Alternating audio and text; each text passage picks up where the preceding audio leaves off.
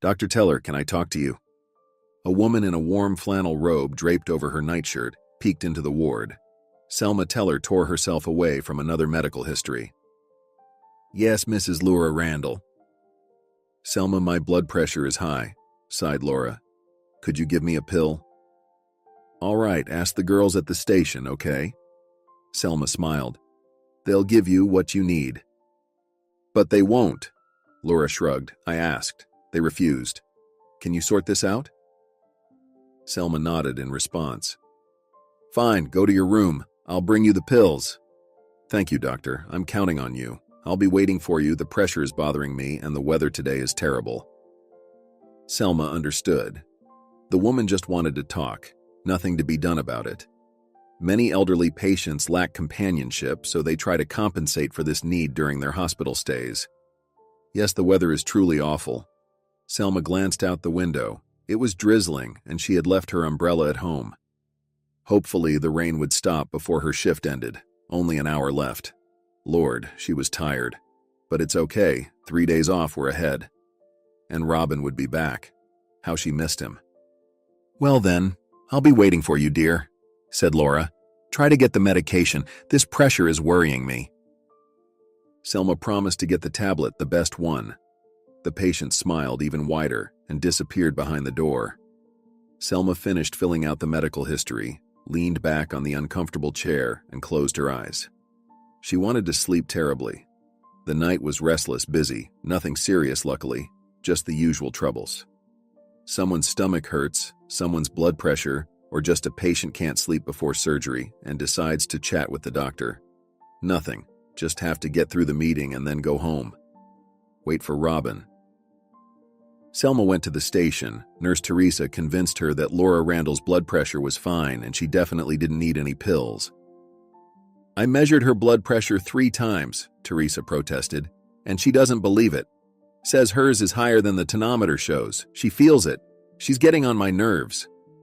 Selma pulled the tonometer out of the cabinet standing at the station.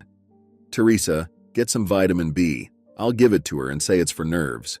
And I don't lie, she always gets her blood pressure back to normal with vitamins. Ah, placebo effect? Teresa chuckled, handing Selma the vitamins. I admire your patience. Why admire? Selma said. It's easier to negotiate with the patient than to argue. 15 minutes later, Laura Randall's blood pressure returned to normal. At least, Laura herself believed so. And Selma endured the meeting, trying not to yawn and keep her eyes open. It wasn't easy for her. She felt like she was about to fall off her chair. She needed to drink some awful coffee from the vending machine. The taste was disgusting, but at least she would get a dose of caffeine. Finally, Selma was allowed to go home. She quickly changed clothes, said goodbye to her colleagues, and rushed off. Robin would be back the day after tomorrow, so she needed to get some rest and then run to the store. There was nothing in the fridge. When Robin was away on business, Selma always felt lazy to cook and would just eat sandwiches or frozen pizza. But she believed in pampering her husband. That's why she always cooked homemade meals for him. Robin highly appreciated her culinary skills and always said how lucky he was to have her. Although Selma herself was sure he wasn't that lucky. But she, on the other hand, felt like she had hit the jackpot. She was just ordinary, not particularly beautiful, slim, with no appealing curves. Selma was short, with a pale face and unremarkable features. Well, with makeup, Selma learned to accentuate those features, and she did quite well. But where would she wear makeup? Only to work. She didn't have the time or energy for it. Her hair was the only lucky part, long, thick, light brown, slightly wavy. At work, she wore it up in a bun, but at home, she let it down. And Robin always complimented her, calling her his mermaid. Selma melted at his words. Mermaid, come on! They met a year ago. Selma had already given up hope of meeting the right man. By that time, she was 30, and she believed that at that age, her chances were practically nil. How many young and beautiful girls were around? Thousands. But Selma didn't want to marry the first guy she met. She sincerely couldn't understand women who only needed a man in the house, and she decided for herself that she would either find the right one or remain alone. However, Selma didn't mind being alone. She loved her job, and solitude didn't bother her. On the contrary, she enjoyed having so much free time. She could read, learn, attend seminars, or simply stroll through the city, sipping coffee and eating ice cream while admiring the well-dressed passers-by. But she still wanted love. She didn't even know what it was exactly, and she didn't have any examples in front of her. Selma didn't know her father. Her mother raised her alone. In school, she was hopelessly in love with a young physics teacher who naturally paid no attention to her. Then Selma enrolled in medical school. She had no free time there at all. Selma was either studying another chapter from a textbook, doing practical work at the hospital, or preparing for exams. Later, she got a job where she sometimes had to work for 2 days straight. Selma spent her weekends sleeping, helping her mother, and improving her own qualifications. After all, there was so much new information available. There were seminars and articles in scientific journals, so Selma simply didn't have the opportunity to look for a boyfriend. Besides, all the male doctors at the hospital where she worked were already married. One, admittedly, tried to court her, but Selma firmly rejected him. Being someone's mistress wasn't for her, but last year completely changed everything in her life. First, her mother died, simply from a heart attack. She went to the store, collapsed.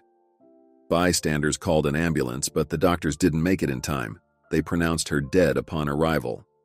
Selma spent several months in depression. She wasn't close to her mother. She preferred strictness in upbringing. In her childhood, Selma never fully understood why her mother was always so cold to her.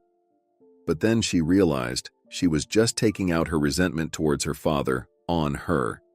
Selma knew practically nothing about her father. Her mother avoided talking about him, and there wasn't a single photo of him at home. Selma only knew that her father ran away when he found out her mother was pregnant.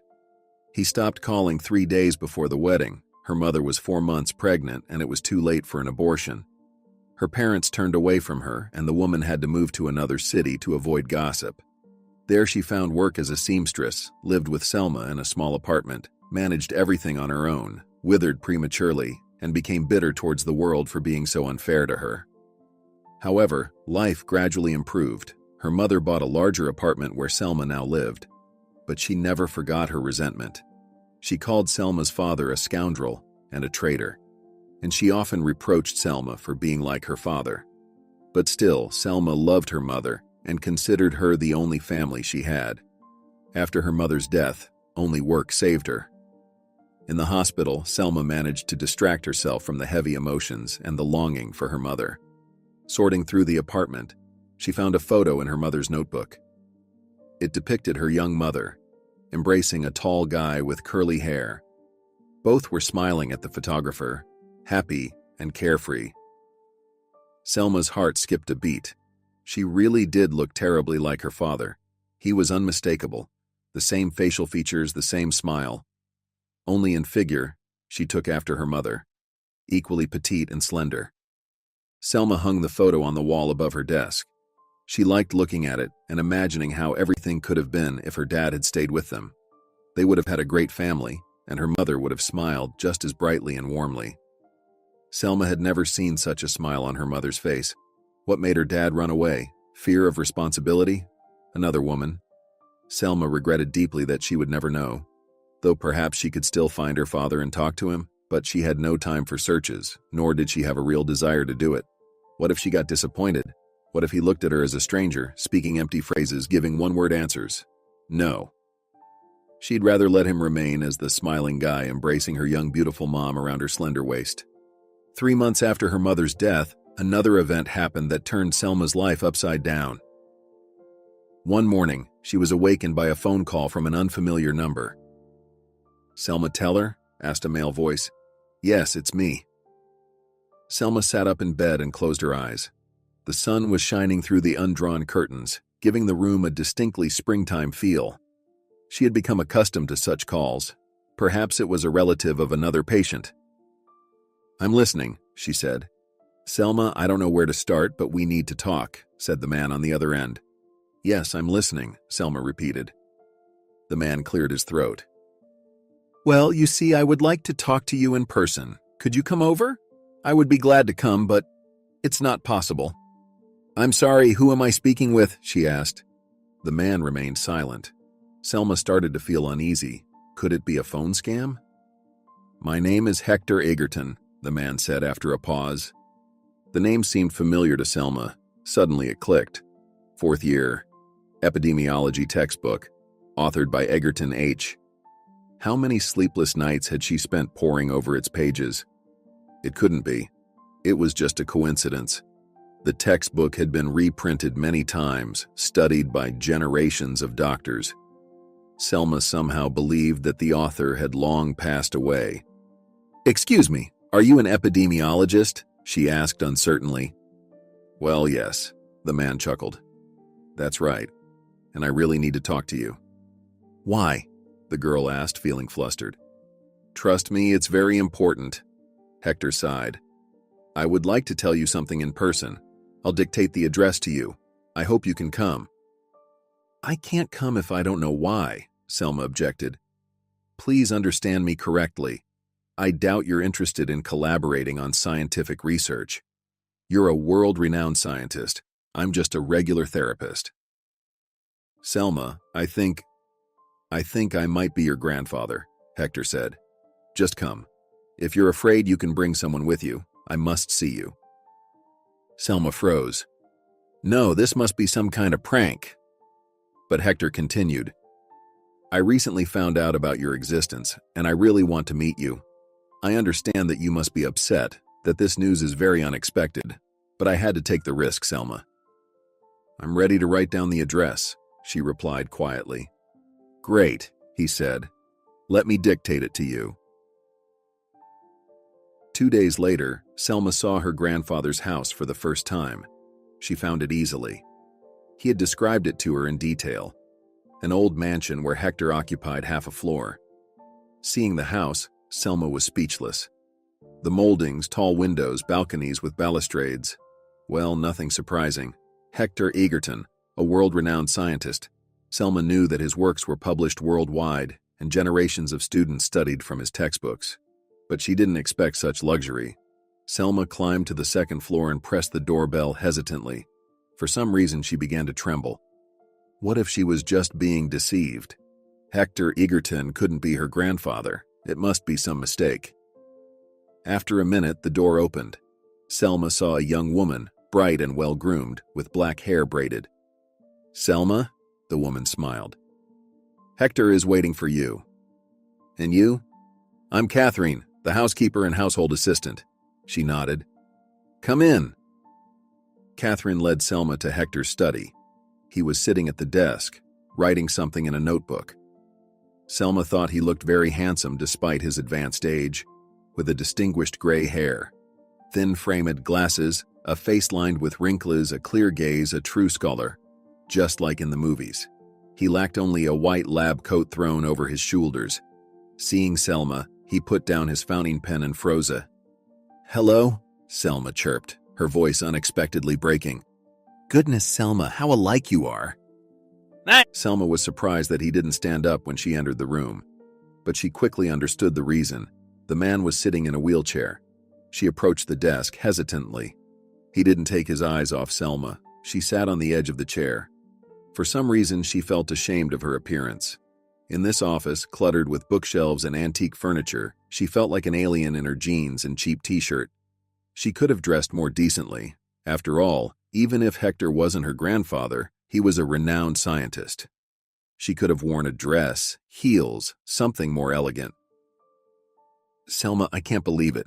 Hector shook his head. You remind me so much of Bobby, my God, Selma. His eyes sparkled. She felt scared. Why do you think I'm your granddaughter? Hector paused for a moment, still keeping his remarkably clear gaze on her despite his age. He had just turned 85. It's a very long story, he said finally. Absolutely remarkable. Such resemblance. No need for any expertise, and you chose a profession as a doctor. That's what genes do. We have a medical dynasty, Selma, and you've continued it. Well, I didn't really choose. I used to treat my toys as a child, then started bringing home sick dogs and cats. Mom scolded me, but I still brought them home and took care of them. Selma laughed. Hector smiled. The call of blood. Bobby was also studying to be a doctor. I hoped so much that he would continue our legacy, but it didn't work out. My dad was studying to be a doctor? What happened to him? Where is he? She asked, startled. The man lowered his gaze. It's a very long story. But I'm ready to listen. Selma leaned forward. Mom never said anything about my dad. I only know that he left her when he found out she was pregnant. Selma, things weren't like that. Or, well, not exactly. Hector picked up a pen from the table and started twirling it between his long fingers. It's a pity we can't turn back time. I would correct everything. It would all be different. Believe me. Hector was born into a family of doctors. His father was an infectious disease specialist, his mother a general practitioner. Naturally, from childhood, he knew he would also become a doctor, just like his dad. He effortlessly entered medical school, quickly becoming the top student in his class. After finishing his studies, Hector traveled the world as part of scientific expeditions, battling diseases like the plague, cholera, smallpox, and malaria. He was passionately in love with medicine, so passionate that he had no energy left for romantic feelings towards women. At the age of 30, he managed to defend his doctoral dissertation, becoming the youngest doctor of sciences in his department. Hector met his love at the age of 33. She was 13 years younger, a young laboratory assistant named Janet. She captured his heart with her kind character and angelic appearance. She truly resembled an angel. With her light curls, huge blue eyes, and a long, slender neck that Hector particularly liked. He fell in love, once and for all. Despite Janet having only finished high school, Hector enjoyed talking to her about everything under the sun, such as music, nature, and books. People laughed at Hector, a doctor of science, yet he chose a simple girl from the village as his bride. But he didn't care. He knew for sure that he wouldn't love anyone but Janet. He needed only her, and no one else. They got married. The wedding was modest as Janet wanted it to be, just the two of them and their parents. After the wedding, Janet quit her job. They moved into the mansion, the apartment that Hector's father bought. Hector's parents moved to a country house. Both were retired and wanted to enjoy peace and solitude. Janet took care of the house, cooked dinners and lunches for her husband, ironed his robes and shirts. She was ready to devote herself entirely to her husband. Janet admired Hector, even felt a little shy, which amused him and made him love his young wife even more. But Janet couldn't get pregnant. Several years passed since their wedding and they still had no children. Janet fell into despair. She was sure she would never be able to give her husband heirs.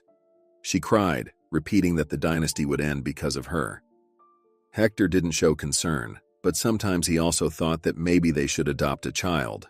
Of course, he didn't like that idea. His father always said that the Egerton dynasty of doctors should not be interrupted. Your great-great-grandfather was a healer, your grandfather a doctor, and your children and grandchildren will also be doctors. Hector's father often repeated. Remember that, son. Instill these thoughts and ideals into your children. But there was no one to instill ideals into. Janet went to doctors, visited healers, drank herbal remedies, and even started special yoga according to a book. But nothing helped. Hector understood that maybe they wouldn't have children.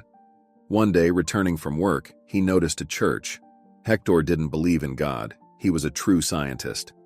But for some reason, he desperately wanted to go into that church. Laughing at his silly, strange desire, Hector went to the church gates. He stood in front of the church for a long time, not knowing how to enter, wondering if he should cross himself. And suddenly someone touched his shoulder. Hector turned around. There stood a thin old man, in a white and crumpled shirt and striped pants. "What are you afraid of?" he asked. "Yes, I'm afraid," Hector admitted. "I've never been to church, only as a child my grandmother took me." "Well, don't be afraid. What's to fear from God? Come, I'll show you everything." Hector nodded uncertainly. The church smelled of incense. Hector walked among the icons, gazing at the faces of the saints. One icon caught his attention in particular. It depicted an old man with a snowy beard and wise, stern eyes. Hector stopped in front of the icon, staring at the old man's face.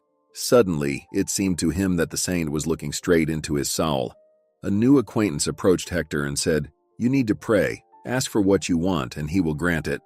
Just ask from a pure heart." Hector nodded slowly. "What if I ask for a child?" He silently pleaded. "I promise to be a good father, to give him only the best. Let my wife experience the joy of motherhood." So Hector stood there for about 15 minutes, simply looking at the icon and repeating his request. Then suddenly, he snapped out of it. "Oh God, what am I doing?" he muttered. "I've completely lost my mind." He felt uncomfortable. What if someone saw him?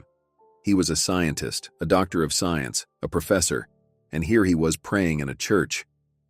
Hector shook his head and headed for the exit. Outside the fence, he stopped. The fresh air cleared his head. He really had gone crazy, dreaming too much about a son. That's why he got confused. He took out a pack of cigarettes from his pocket and nervously lit one. "Name your son Bobby," said the old man in the white shirt, appearing next to him. He smiled at Hector. "You understand?" "What?" Hector exclaimed, taken aback. "Name your son Bobby," the old man winked, "and don't sin, for everything is seen from above." Hector nodded bewilderedly and walked to the bus stop. Where did he know what I prayed for? How? Probably I accidentally muttered request out loud while standing in front of the icon, and the old man overheard. That's the only explanation. And why did he say not to sin?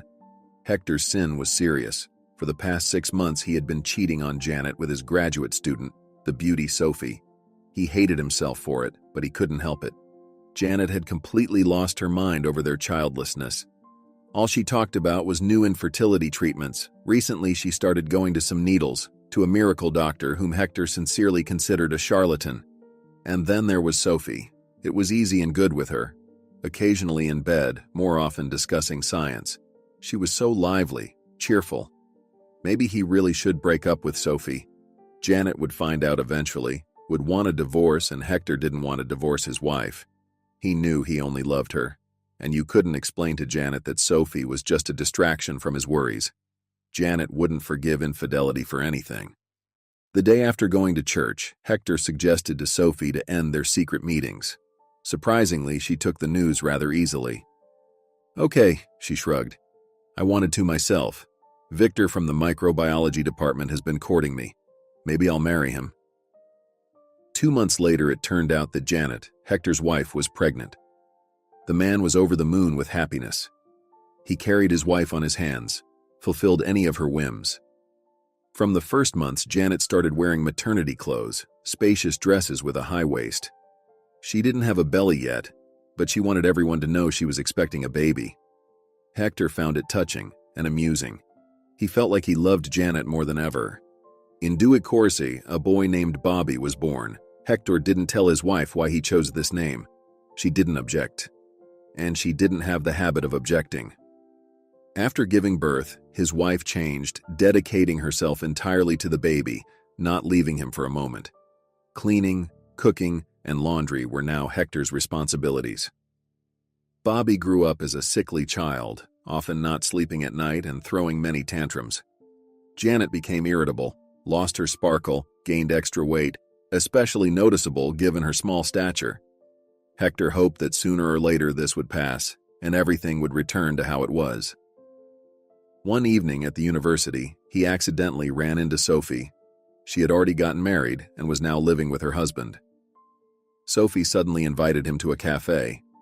Hector agreed. He didn't want to go back home now, which he was ashamed to admit even to himself. At first, they talked about science, discussed university gossip. Then they moved on to personal matters. "You've changed, Hector," Sophie noticed. I'm just tired." He waved it off. "The baby doesn't sleep. Janet is completely different now. Changed, became alien.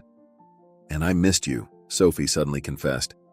"My husband is good but too right. Listen, he's on a business trip now. Don't you want to come over?" Hector understood everything. He wanted to refuse, but he couldn't. Sophie looked beautiful. Huge brown eyes, thick dark hair, crimson lips. A complete opposite of Janet, who had become a pale shadow of herself over the past year. That evening, they ended up in bed again. Hector hated himself, but he couldn't stop. Sophie was passionate and demanding, and he just wanted to dissolve in her completely, forget at least for a while. Then they lay, embracing. Sophie ran her fingers over his chest while he breathed in the scent of her hair. "Listen, let's do this again sometime," she asked. "But it's wrong," Hector said softly. "We can't." "Why?" She sat up and looked him straight in the eyes. "We like each other, and sometimes you need a break from family. You know, I recently read in a magazine that infidelity strengthens a marriage. Variety is necessary." Hector didn't answer. How much he wanted to stay with Sophie. Stay forever. He loved his son, loved his wife, but something had changed recently. Hector no longer felt happy with them. He didn't meet Sophie again after that, and then Janet fell ill. She started losing consciousness, slept a lot, became aggressive and irritable. Hector attributed all this to fatigue and hormones. But after another fainting spell, Janet didn't come to. Hector called an ambulance. They took her to the hospital. The diagnosis was dreadful: brain tumor, no treatment, pain relief, rest, and vitamins. Hector understood perfectly well what this meant. Soon, he would be a widower. The man obediently followed the doctor's recommendations. He was gentle and patient with his wife, feeding her spoon by spoon and carrying her in his arms. Literally this time. Janet couldn't walk anymore. When Bobby turned 1, Janet passed away. Hector was left alone with his little son in his arms. He almost perished then. He started drinking, gave up on science, skipped his own lectures at the institute. He blamed himself for his wife's death, thinking it was punishment for his infidelity, for not paying enough attention to Janet, for not appreciating her enough. Hector's mother came from the village. She had to take care of Bobby. A year later, Hector pulled himself together. To everyone's surprise, he started going to church. He quit drinking once and for all. The man decided that he needed to dedicate himself to his son. Bobby grew up. Hector worked a lot. Sometimes he had romances, but he never got married again. He just didn't want to bring anyone into the house. Bobby was a trouble-free, obedient boy. He excelled in his studies, learned languages, and attended music school. Hector was proud of his son, adored him. He dreamed that Bobby would enter medical school and become a doctor, just like his father. Bobby fulfilled his father's wish. After finishing school, he applied to medical university and was accepted, passing all the exams with top marks. During his 4th year, Bobby went with a friend to a neighboring city for winter break. And when he returned from there, Bobby seemed different. He would become pensive at times, then excessively excited. He started humming songs to himself, laughing loudly for no reason. This worried Hector. It was as if his son, his Bobby, had been replaced. And then he accidentally overheard his conversation on the phone. "Yes, darling, of course I'll come, soon." And Hector understood. Bobby was in love. His first thought was that he just hoped it wouldn't affect his studies. But Hector got angry at himself. Can one only think about that? His son was young and handsome. It was the perfect time for romances. But the father's worry still remained. And Hector decided to have a talk with his son. Bobby confessed everything. "Yeah, Dad, I met a girl."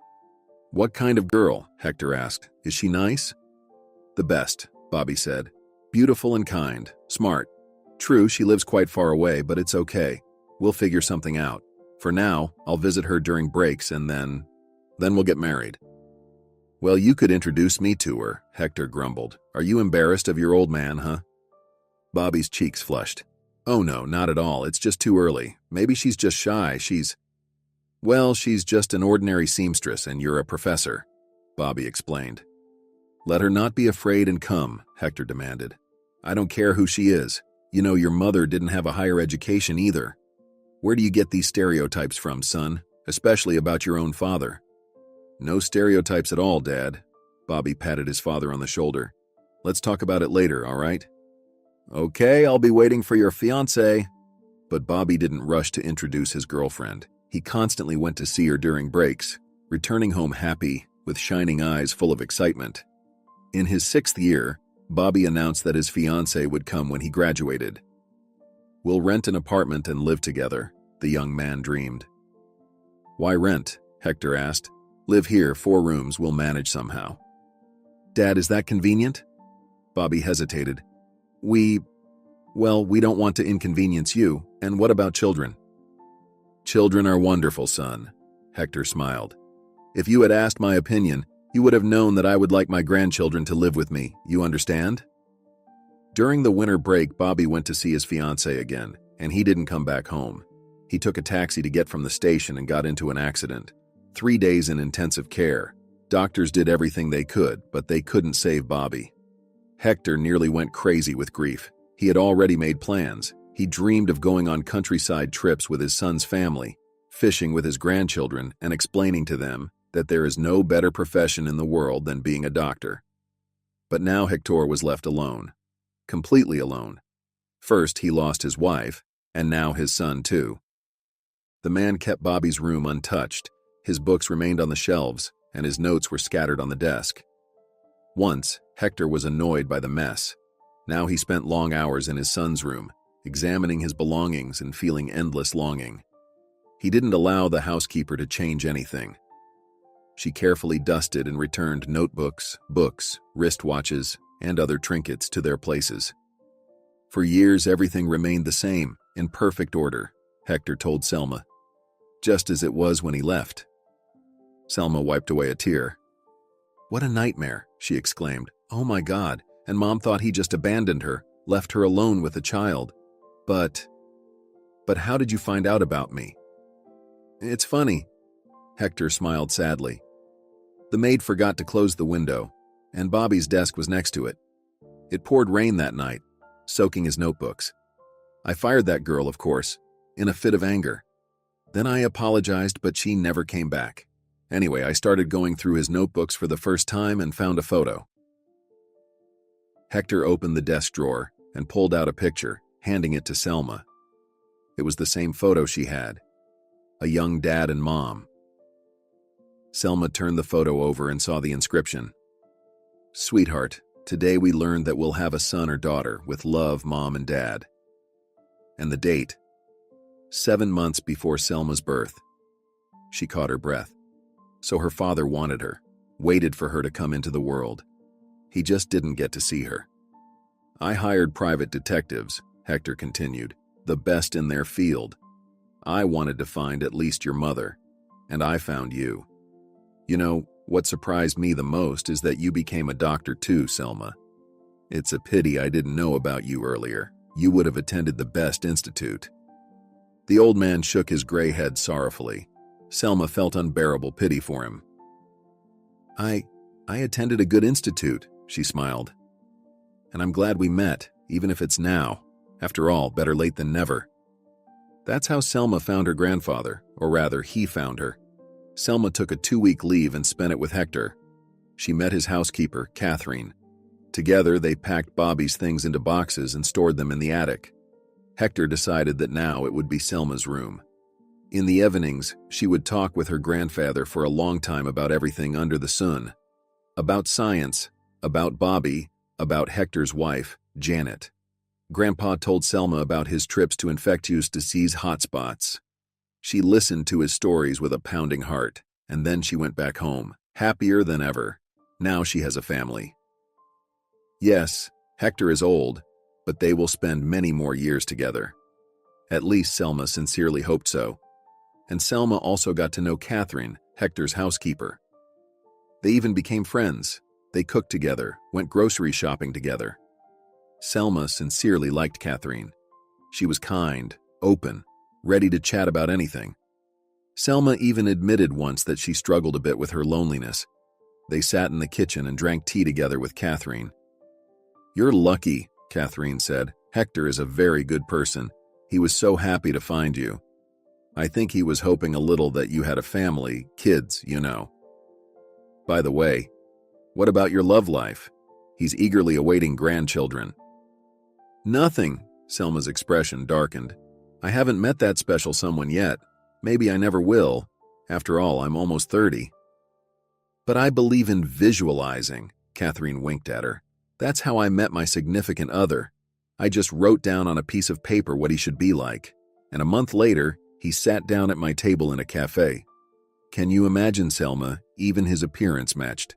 So, what kind of man are you looking for? Oh, I don't believe in that stuff, honestly. Selma waved her hand. But the universe hears our requests, Catherine insisted. Well, honestly, I don't even know what I want, Selma shrugged. Well, he should be kind, I guess. Love animals, but also smart. We need something to talk about, and he should have a good job. All right, what about appearance? Catherine persisted. That's important too. Otherwise, you might meet someone smart, kind, loving, but a dwarf. But if I feel good with him, I don't care, Selma admitted honestly. I think it's silly to judge based on appearance. But still, Catherine's eyes lit up. It's interesting. Well, honestly, I've always liked blonde guys, Selma chuckled. I don't know why. They just seem beautiful to me, that's all. And they should wear those thick knitted sweaters. I think men look so cute in them. Selma quickly forgot about that conversation with Catherine, and then Selma met her Robin. She often heard the expression that you can't escape fate, and she even believed it, thinking that she wouldn't miss her happiness for sure. And if she did miss it, then maybe it wasn't meant for her. After meeting Robin, she believed in it even more. It was a typical Sunday evening. Selma, as usual at this time, decided to go to the nearest supermarket to replenish her food supplies. Selma couldn't stand this activity. She didn't want to pay for delivery. So throwing on a light jacket and grabbing a canvas bag, Selma headed to the store. She stood in the fruits and vegetables section, picking green apples into a bag, when a tall, handsome guy suddenly approached her. "Miss, could you help me?" he asked sadly. "What's the matter?" Selma was surprised. "Well, I want to make chicken soup, but I don't know how to choose vegetables." He smiled disarmingly, and Selma noticed that he had unusually beautiful bright blue eyes. For some reason, it made her blush. Or was it his smile? Or his light blonde hair? "Come on," Selma nodded. "I'm not really good at this, but I usually succeed with chicken soup." "Ah," the guy sighed. "But it's my first time cooking, and I'm really eager to try this homemade soup, but I have no one to cook it for me." Selma glanced suspiciously at the guy. "No one?" "Absolutely," he nodded sadly. "I live alone. And you? You seem so domestic, cozy. You can tell you know how to cook soup. Oh, sorry, I'm saying something strange, aren't I?" No, it's fine," Selma mumbled. These vegetables will do. Enough for a big pot." "What else do I need? How do you make broth?" he asked. "There are so many recipes on the internet, and they're all different, you know?" "Okay, got it. Let's go to the meat department." Selma transferred the basket of groceries from one hand to the other. "I'll explain everything to you." After half an hour, they were already standing at the checkout, chatting lively. It turned out the guy's name was Robin. He lives in the city center in a rented apartment and works as a programmer. Recently, Robin realized he was tired of ready-made food and wanted to learn how to cook by himself. "Oh, I burned the chicken in the oven," he chuckled. "The crust turned out crispy, just as promised. And the shade was so pleasant, noble, black. But I managed to make mashed potatoes. I thought the higher the temperature, the faster it would cook." "Don't you remember what your mom used to cook?" Selma asked. Robin's face darkened. "I grew up without parents," he said. I'm so sorry," she faltered. "It's nothing," a smile returned to his face. "So, do you live far?" "I have a car. I can give you a ride home." "I live across the street," Selma said, packing the groceries into her bag. "No, what a pity," Robin frowned. "It was so nice talking to you, and I'll definitely need culinary advice. So I have every right to ask for your phone number." The cashier, who was scanning Robin's items, winked at the flustered Selma. "You can't refuse such a request, miss." "Fine," Selma laughed. "Okay then, but call me only for soup or chicken cooking questions." They parted ways at the supermarket exit. Robin promised to call soon when he decided to cook soup. And Selma agreed. She was in a cheerful mood. She really liked Robin, handsome, smart, and a programmer. People like him, who understand such subtle matters, seemed almost like gods to her. Math was always difficult for her. And Robin grew up without parents. This added a touching touch to his portrait, making Selma suddenly want to warm him, support him, and maybe love him. But she didn't want to think about love. He was too good for her. Guys like him usually had no shortage of girls. But how to get rid of the thought that it was fate? A chance encounter in a supermarket, discussing soup, and then a wedding, 3 kids, and a house by the sea. And of course, a cute ginger dog with long ears. Thoughts of Robin filled Selma's mind throughout the next day. Her colleagues at work even noticed that her eyes sparkled in a special way. Selma joked about it, but she understood. She was in love. Just a little bit, maybe even childishly, but she hadn't felt such a feeling in so long that she sincerely rejoiced in it and almost wasn't afraid that Robin wouldn't call her. Although she waited for his call, like she used to wait for Christmas as a little girl, to see what gifts Santa left under the tree. Robin called. At first, they chatted about soup, then the conversation turned to more personal topics, and then Robin asked her out on a date. And Selma agreed. He was perfect. Even wore the sweaters she liked, chunky knit, cozy. He loved to read, enjoyed contemporary indie films, which Selma didn't understand at all. But she loved talking to him about complex, smart movies. Selma fell completely in love after their very first date. On the 3rd date, Robin confessed his feelings to her. "I've never felt like this before," he said. "It's like I've known you for 100 years, like I've been searching for you my whole life." "I sometimes think about that too," she whispered. "You were looking for me, and I was waiting for you."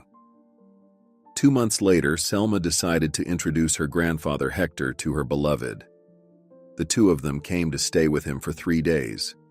Hector was reserved, which slightly frightened Selma. But Robin was, as always, perfect. He looked at her with loving eyes, spoke fittingly, and even gave Hector excellent expensive watches. In the evening, her grandfather asked Selma to come into his study.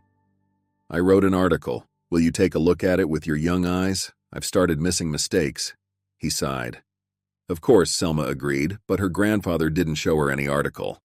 "Selma, it's of course your business," he said softly, looking at her. "But I don't like your young man." "Why?" she exclaimed. "But he's just perfect." "That's exactly what I don't like." Hector looked thoughtfully out the window. "You know, dear, I've lived in this world for a long time. I know that perfect people don't exist. He seems like he's playing a role. Do you understand?" "No, he's always like that." Selma raised her eyebrows. "Really, Grandpa, really? What do you think? Aren't there just good guys?" "Oh, I don't know. Hector tapped his fingers on the tabletop. "I'll say it again. I won't stand in your way and I'll bless your marriage. But I don't like him." "Well, marriage isn't even on the table yet." Selma felt her cheeks flush. "But we were planning to move in together." "May you be happy." Hector smiled gently, but his eyes still looked troubled. "Know that I'm always on your side. Always." Selma quickly forgot the conversation with her grandfather. She was too happy, and Hector's fear could be understood. Grandpa worried about his only granddaughter, seeing every man who approached her as a potential threat. Robin moved in with Selma. They had to squeeze into a cramped 1-bedroom apartment. Selma, it seemed spacious to her. But when Robin appeared, suddenly it felt cramped. One evening over dinner, he asked, "Selma, what are your plans for the future?" "I don't know," she shrugged. "I thought about starting my dissertation, and Grandpa keeps persuading me, saying there haven't been any doctors without a degree in our family, at least a PhD. "No, darling, I'm not talking about that," Robin smiled. "I'm talking about other plans. I was just thinking..." "Wait." He pulled something out of his pocket, stood up, and approached Selma's chair. "I understand it all seems too fast, but I feel like I should do this. Selma, will you marry me?" Selma dropped her fork on the table and laughed foolishly. "Selma," Robin shook his head, "I'm waiting for your answer." She looked into his eyes and, as always, felt like she was drowning in them. "I do," she answered quietly. He slid a thin gold ring onto her finger and embraced her. "Thank you, my love. I was afraid you'd think I'd gone mad," he whispered in her ear. "What are you talking about? I won't think that," she replied. "If anything, we're both crazy." A month later, they had a modest wedding. There wasn't enough money for a lavish celebration, and Selma refused to take money from her grandfather. Besides, what did they need an expensive restaurant, a limousine, and a lavish wedding dress for? The main thing was that they were now a family, a real one, and she was the wife of a man whom she didn't just love but adored and worshipped. Selma even felt awkward about how much she loved him, as if she had been saving up love her whole life and had now poured this beautiful feeling onto Robin, her perfect, best husband in the world. 2 months after the wedding, Robin brought up the topic of a mortgage. "Selma, kids will be coming soon, and the two of us will be cramped here. I'm earning decently, and you seem to be too. Let's take out a mortgage." "I'm scared," Selma sighed. "And we also need to save up for the down payment, and that takes so long, and we won't save up much. So we'll have to take out a long-term mortgage, Robin." "Selma, forgive me for saying this," Robin awkwardly lowered his eyes. "But I thought we could sell this apartment and use that money for the down payment, huh?" Selma resisted this idea for a long time. She loved her apartment. It was where her childhood passed, and everything was in its place. It was convenient for her. Robin understood her and didn't insist, but the topic of a mortgage came up more and more often. And then, a coincidence decided everything. Robin called her from work, and Selma had the day off, enjoying the peace, reading silly magazines, and indulging in her favorite chocolate ice cream. "Selma, come to the city center," Robin exclaimed excitedly. "I found such an option." "What are you talking about?" She was taken aback. "An option for what?" "My colleague. His sister is a realtor," Robin said. "He knows I'm looking for an inexpensive apartment. There's an option. The owners are leaving. They're selling urgently. It's 1.5 times cheaper, and they're leaving all the furniture and appliances. Selma, please, come now, let's have a look." "Robin, but we weren't planning on this yet," she protested. "We can't miss out on this opportunity." Robin interrupted. "We'll just take a look. It will only be officially listed the day after tomorrow. The realtor says options like this at this price are snapped up within an hour, literally. Selma, dear, I'm begging you, come." Selma agreed to go see it. Of course, she was sure they wouldn't buy the apartment. They didn't have the money yet. They had just started saving for the down payment, and she really didn't want to sell hers. Selma hoped they would manage to save up enough for a mortgage. They would move out, and she would rent out her apartment. Hopefully, the rent would cover at least part of the monthly payments. But Robin was so happy, as if he had won the lottery. If Selma refused now, he would definitely be upset or think that she didn't care about his dream of decent housing. But the apartment turned out to be truly wonderful, spacious, with high ceilings and a large balcony where she could create a small garden just as Selma had dreamed. The necessary furniture for living was there, as well as a spacious bathroom, a kitchen with new appliances. Selma understood her husband's enthusiasm. It was simply a gift from fate. If they missed out on such an opportunity because of her, she would never forgive herself. The cute realtor girl named the price. Robin nodded. We're taking it, absolutely taking it." "Are you sure, honey?" Selma whispered. "We don't have that much." "I'm sure," he hugged her waist. "This apartment is perfect, Selma. You've been dreaming of a garden on the balcony, and we can even put a chair and maybe even a small couch there. And the second room is so spacious. We'll make it into a nursery, right?" He looked at her with such hope that Selma simply couldn't say no. She still had to sell her apartment. She was upset about it, even shed a few tears. But Selma resigned herself to it. You can't hold on to the old if you want to move forward. If they didn't take this apartment, they'd be stuck here for a long time. Someday they would indeed have children. And what? Would they live in one room with their parents? Of course, Robin was right. They needed a good, spacious apartment, especially at such a price. They moved soon after. To Selma's immense joy, Robin took care of all the paperwork himself. She didn't have to take time off work or deal with endless bureaucracy. Hector was happy for Selma, although he was a little disappointed. "I would have given you the money," he said to her. "Grandpa, you don't have that much," Selma laughed. "Oh, you know a lot," sighed Hector. "My textbook is published in several countries. I get good royalties." "Well, let it be your money," Selma shook her head. I have to live independently and I want to solve my own problems." "Oh, silly girl," Hector raised an eyebrow. "And who do you think all this is for, Selma? For years I didn't know what would happen after my death. With all this, with the apartment, the country house, the money. Selma, it's all yours, or will be yours. What difference does it make if you take the money in a few years or take it now?" "Please, don't talk like that," Selma was frightened. "You'll live for a long time yet. You'll enjoy these money with your great-grandchildren." Selma did like the new apartment after all. There was so much more space, and the renovation was quite nice, done with taste.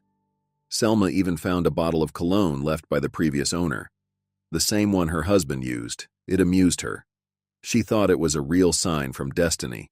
This was truly their apartment with Robin. They needed to enjoy the moment, not mourn their old apartment.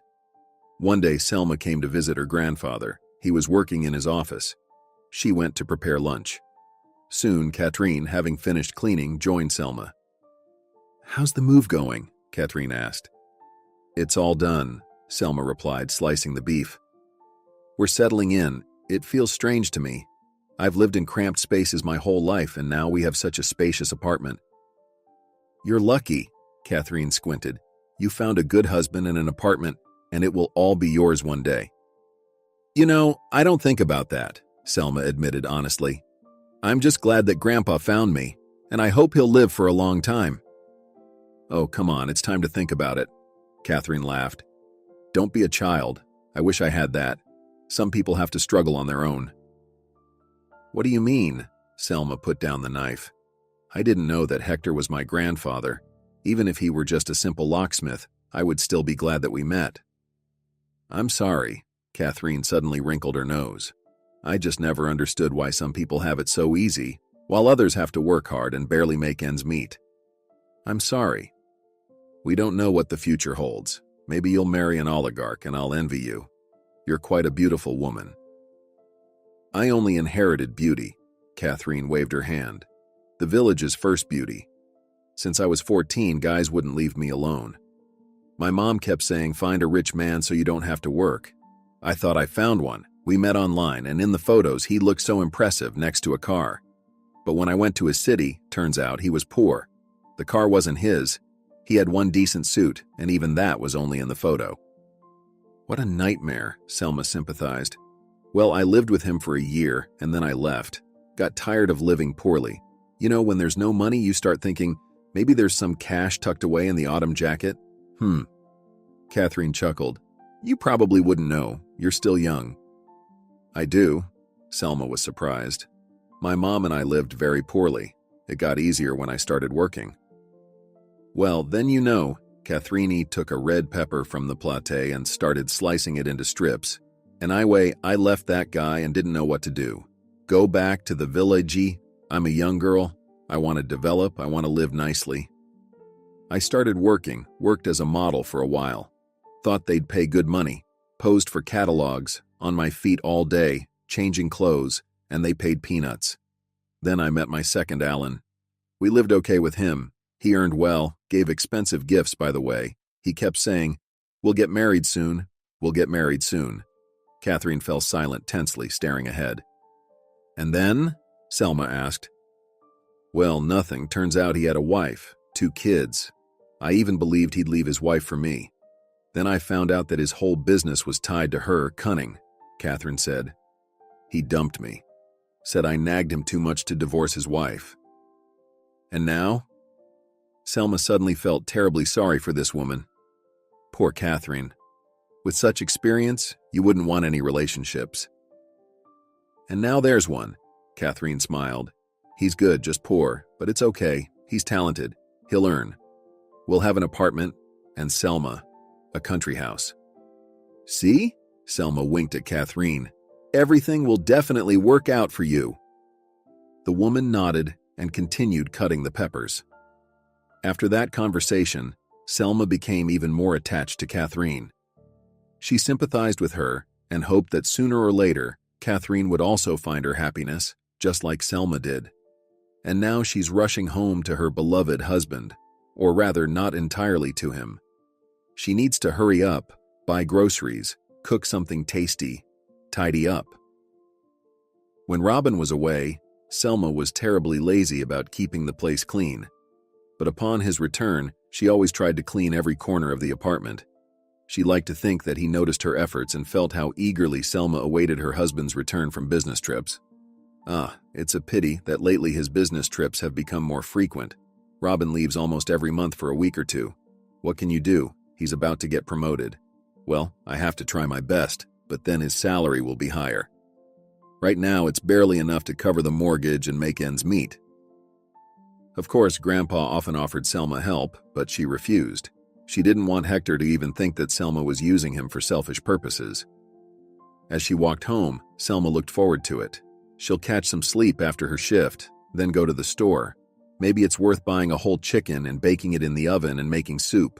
After all, they met because of soup. So Selma cooks it regularly to remind Robin of that romantic moment that brought them together. It wouldn't hurt to go to the hair salon and trim the ends either. Catherine says Selma should get a haircut. And Catherine never gives bad advice. Although she's a bit older than Selma, she looks very attractive indeed. Selma entered the apartment, kicked off her sneakers, and looked in the mirror. Oh my, how does Robin live with her? Pale, with bags under her eyes, all disheveled? Selma pulled down her lower eyelids and stuck out her tongue. Just a scary witch. But no worries, a few hours of sleep and she'll be as good as new.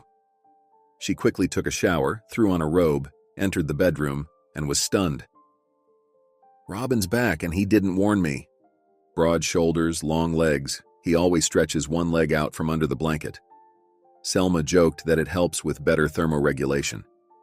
Selma wanted to wake her husband up, but changed her mind. With a smile, she quietly opened the closet and pulled out her favorite hoodie pajamas with cat ears. Robin just adores it when she wears them, calls her his little kitten, and finds it terribly endearing. Selma dropped the robe, put on the pajamas, and shook her hair. There, now she's ready to meet her husband. Well, Robin, you trickster. Didn't even warn me that he'd be back from his business trip earlier. She sneaked up to the bed and lay down next to her husband. She ran her hand down his back, then planted a kiss between his shoulder blades. His warm body was comforting, and she didn't realize when she fell asleep. Waking up, Selma looked at the wall clock. Wow, it's almost 6 in the evening. How deeply I slept. Nothing surprising. Selma always slept especially well next to her beloved Robin. Selma smiled. Robin's arm wrapped around her waist. She felt his steady breathing and the scent, the minty fresh aroma of the shower gel she loved so much. Selma reached out and rolled onto her side to kiss her husband and wake him up. And then she was stunned. It wasn't Robin. A stranger, a bald man, was embracing her. Selma screamed and pushed the man away sharply. He opened his eyes and looked at her with confusion. "Who are you?" Selma croaked. "What are you doing here?" "Me?" He rubbed his eyes and squinted. "Wait, who are you?" Selma realized that she was still lying next to a stranger who somehow got into her house, and she tried to get up, but got tangled in the blanket and fell to the floor. Jumping up abruptly, she pressed her back against the closet. The man watched her with a calm, stone-faced expression. I'll call the police," she threatened. "I'll do the same, miss." He pulled his knees to his chin and rubbed his neck with his hand. "How did you end up here?" "I live here, actually," Selma stammered. "This is my apartment. What are you doing here?" "Oh my God." The man looked thoughtfully out the window. "This has never happened before." "So I'm calling the police!" Selma exclaimed. "Wait a minute, miss." The man reached out. "We'll figure this out with you right now." He threw off the blanket, and Selma realized that the man was completely naked. Goosebumps ran over her skin. So she slept next to a stranger, and he was naked. Completely naked. Should she consider it cheating? The thought seemed funny to Selma, and she chuckled foolishly. The man glanced at her. "What's so funny?" She didn't reply. He shrugged, picked up his jeans from the floor, stood up, and turned away from Selma to get dressed.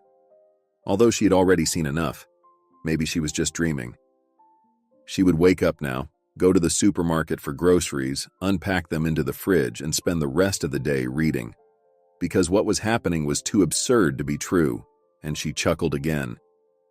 "Should we call not only the police but also a doctor?" the man asked with concern. I'm a doctor myself, Selma said for some reason. Pleasure to meet you, doctor. The man adjusted his jeans and sighed sadly. When will all this end? And have you ever experienced anything like this before?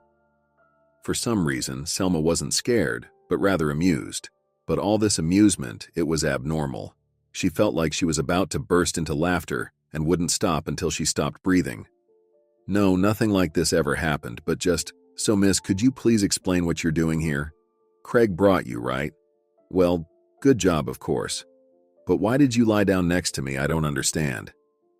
I don't know any Craig. Selma leaned against the closet because her legs couldn't support her anymore. Maybe introduce yourself, huh? The man sat down in the armchair near the wall, crossing one leg over the other. The couch separated them, and Selma felt relatively safe. Plus, the man reminded her of someone, terribly so, as if she had already seen him somewhere, but where? Well, my name is Robin, and yours? I'm Selma Teller, she introduced herself. Ah, okay, now Selma, I'd like to hear the story of how you ended up here and in such a strange outfit. Selma remembered that she was still wearing her cat pajamas, but why did his face seem so familiar? I live here, are you like in a movie or something, mixed up apartments? If so, I'll let you go, and of course won't call the police. I'm just curious, how did you get in? Selma, I live here too. Trust me, I entered using this key. And are you another one of Craig's girls? I don't know any Craig, Selma crossed her arms over her chest. I live here with my husband, got the apartment on a mortgage, sold my own apartment. Is that enough for you? Suddenly, Selma's phone, which she had placed near the pillow, rang. She flinched. Answer it, Robin suggested. What if it's something important? She obediently picked up the phone. It was Catherine calling. Selma, it's terrible, the woman shouted. Hector, he's in the hospital. Very bad. Hurry up. Oh my God, Selma whispered. She sank to the floor. What's wrong with Grandpa? I don't know, Catherine replied. It's either a heart attack or something with his brain. The ambulance took him, no one knows anything. He felt nauseous all evening yesterday, and now this. Please go. Yes, okay, I'll come. Selma closed her eyes and felt a tear roll down her cheek. No, this must be a nightmare, the worst nightmare of her life. What happened? Robin asked. Selma looked up at him. Grandpa is not well, he's hospitalized. Oh my God. He approached her and squatted down. Girl, I understand everything. Craig must have talked you into something. He's done it before. I'm not mad. Do you want me to take you to the hospital to see your grandpa? Selma stared at Robin incredulously. Why are you silent? I have a car, I can take you. Then we'll talk and figure everything out, he insisted. Are you feeling unwell? Maybe some water? Can you really take me? Selma asked. Yes, I can since I'm offering. He stood up and reached out his hand. Let's go, and I'll deal with Craig myself. Don't worry. I don't know any Craig, I'm telling you again. Selma struggled to her feet and shook off her pajamas. I'm ready to go. Right now? The man skeptically asked. I think you might be misunderstood a little if you show up at the hospital in this cat costume. Selma realized she was still dressed in her silly pajamas. I'll change now. Robin nodded and left the bedroom. With trembling hands, Selma pulled out jeans and a t-shirt from the wardrobe and quickly put them on. Grandpa, will she lose him? No. Too quickly it can't be. They haven't talked about everything yet. Not everything has been discussed. They'll definitely save Grandpa in the hospital. It can't be otherwise. He promised to wait for his great-grandchildren. Thoughts of Hector distracted Selma from the situation with the unknown man in her marital bed. However, he hadn't done anything wrong to Selma, hadn't threatened, kicked out, or harassed her. She would think about it later. First, Grandpa. Robin waited for Selma in the hallway, tossing the car keys in his palm. So, Kitty, ready to go? He smiled. Don't call me that, please, Selma said. I have a name. All right, Selma Teller. Robin's car, a gray Range Rover, was parked right under the windows. Selma got into the back seat. Thoughts jumbled in her head due to nerves. Her mouth felt dry, and an unpleasant lump formed in her throat. The car smoothly set off down the road. Selma, I'll still ask, Robin began gently. Or was it not Robin at all? Ask about what? How did you end up in my apartment? I think the story is standard. Craig has done it 100 times already, but still I want to hear your version. I've found slightly different ladies here before. You don't seem to be like them." "Like what?" Selma burst out. "I don't understand. I don't even understand why I agreed to go anywhere with you." Got it, said Robin.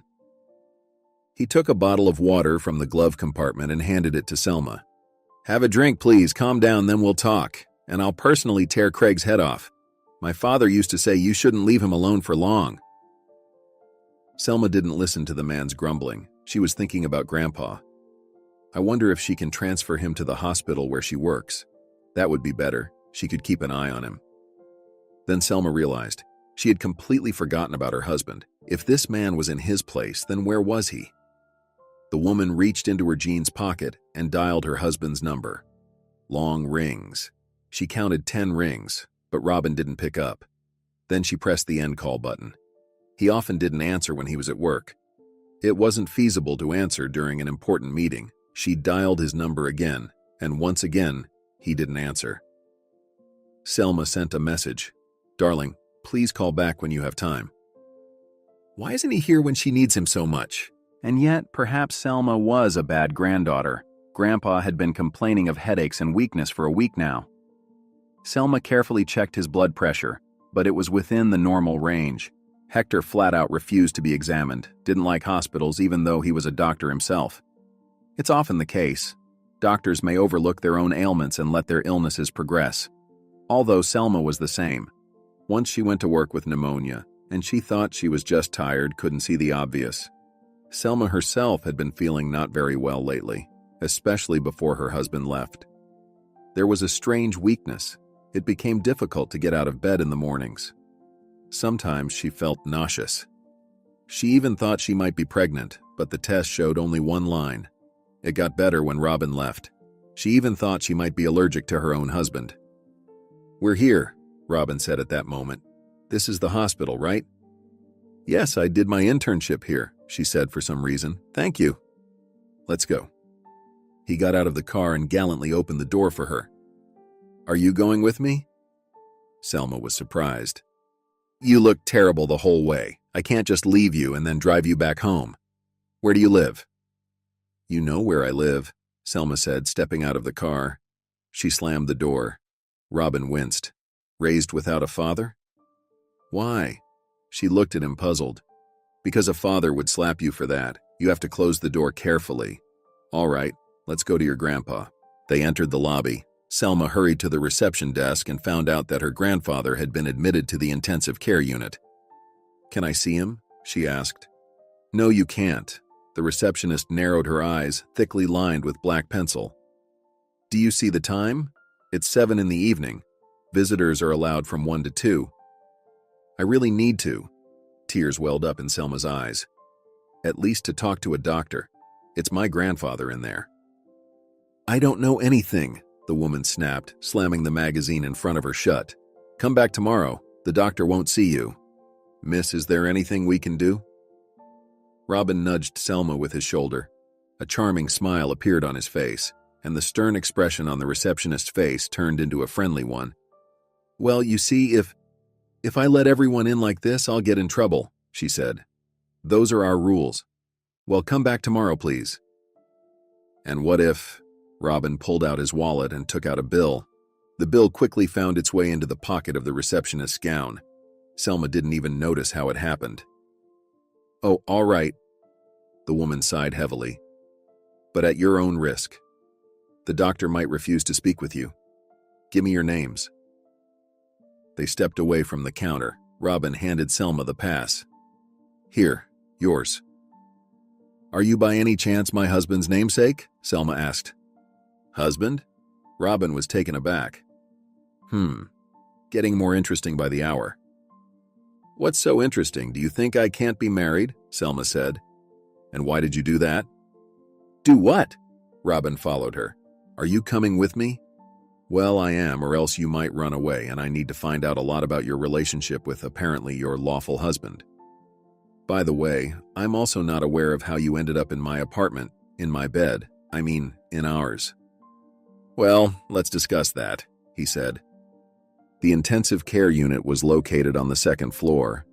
Selma hesitantly pressed the doorbell.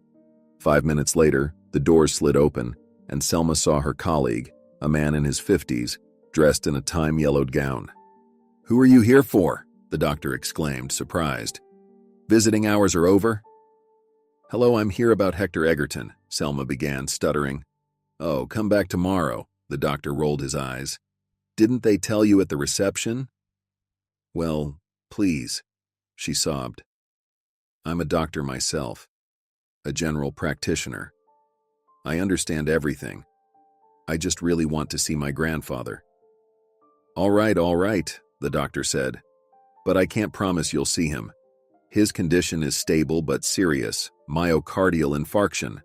We're doing everything we can. I can't say more. We're following protocols, medications are available. And don't cry, he's a tough old man." "Can you tell me if he'll recover?" Selma asked. "Colleague, you understand that I can't promise anything?" The doctor gently patted her on the shoulder. "Wait and come back tomorrow at 9 in the morning. I'll let you in to see your grandfather. He'll wake up by then." Selma thanked the doctor, and together with Robin, they headed to the parking lot. "How's your grandfather doing?" he asked. "You heard it all," she replied grimly. "We also say the same things to relatives. We do everything we can. The condition is stable. What else can it be? I wish I could see his test results." "Will you call your parents, or maybe I can take you to them?" "I don't have parents," Selma sighed. "Goodness, why do you care about my family? I haven't figured out yet how you broke into my house. Maybe you'll tell me?" "Maybe I will." They reached his car. Robin gallantly opened the front door for Selma.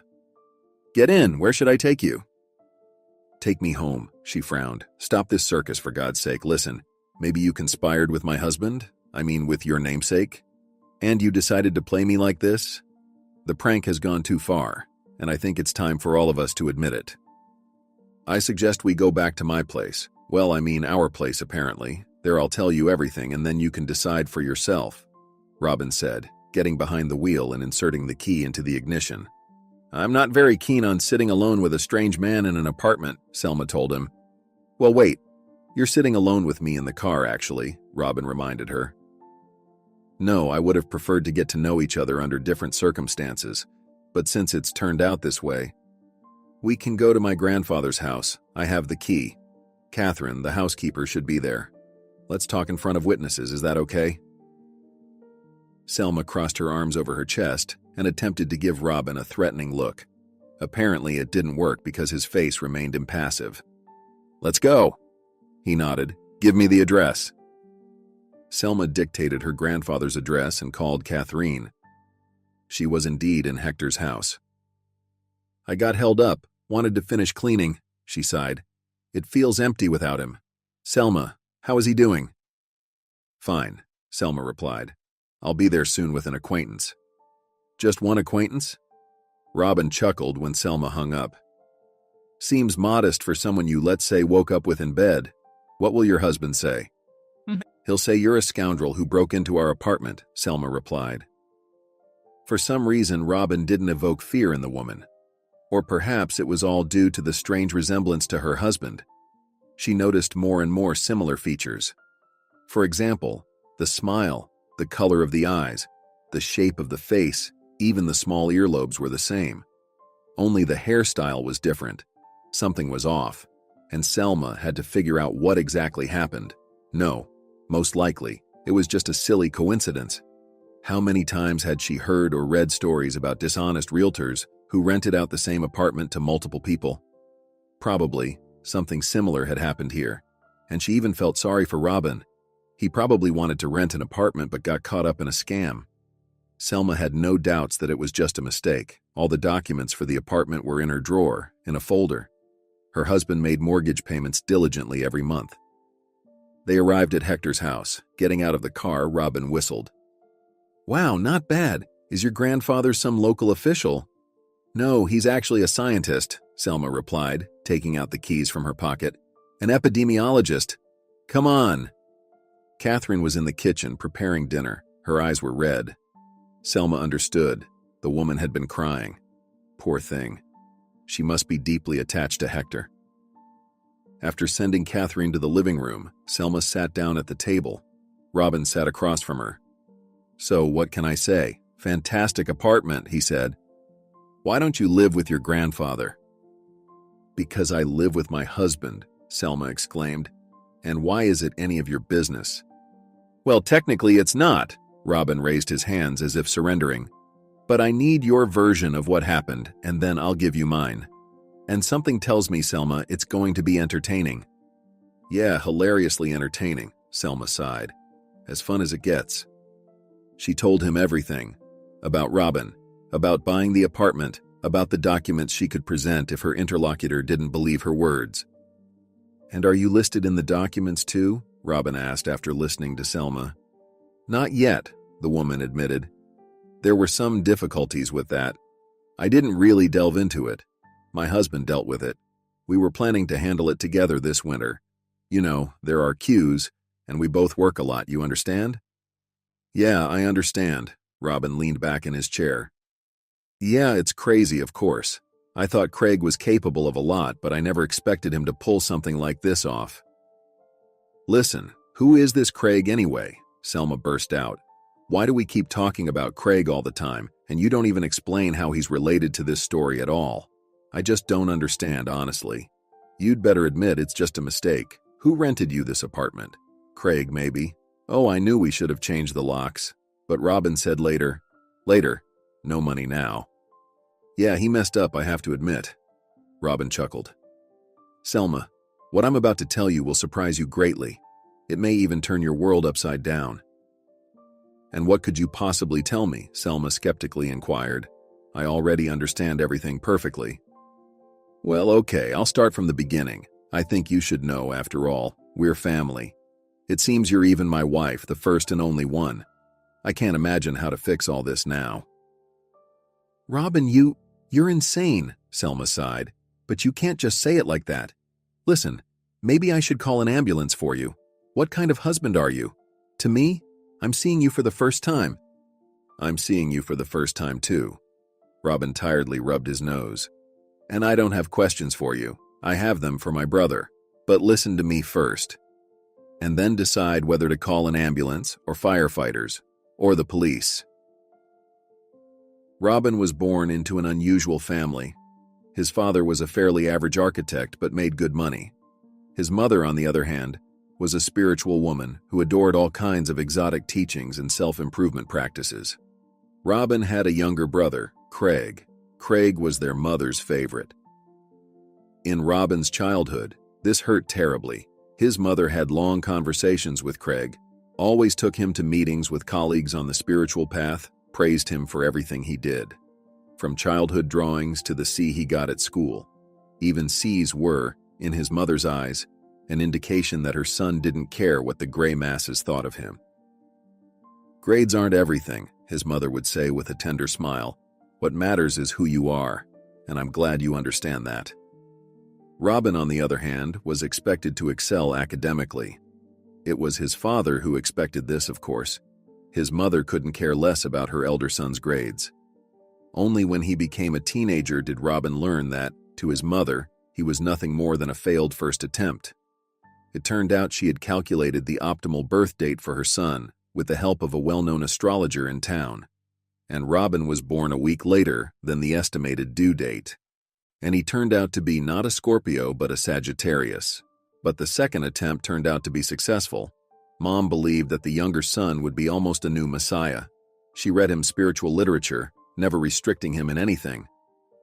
Dad looked at his wife's whims with a smirk, scolded occasionally, saying he would spoil the boy, but he didn't interfere with the upbringing process. He quickly realized that it was useless. The wife threw terrible tantrums whenever he tried to persuade her to set some boundaries for their son. Eventually, the man gave up. It seemed they had divided their sons. Robin got his father's share, while Craig got his mother's. Craig quickly realized that his position had several undeniable advantages. He manipulated his mother as he pleased. When he turned 8, she spent part of the family's savings to buy him some incredible toy car. The car was indeed magnificent. It wasn't just for solo rides. It could also carry one small passenger. It was dark red with large rubber wheels. Every boy dreamed of such a toy, including Robin. But his father explained to the elder son that they didn't have the money for such luxury, and there wouldn't be any. They were saving up for a trip to the sea, so there was no point even thinking about the car. But his mother still bought it for her beloved son.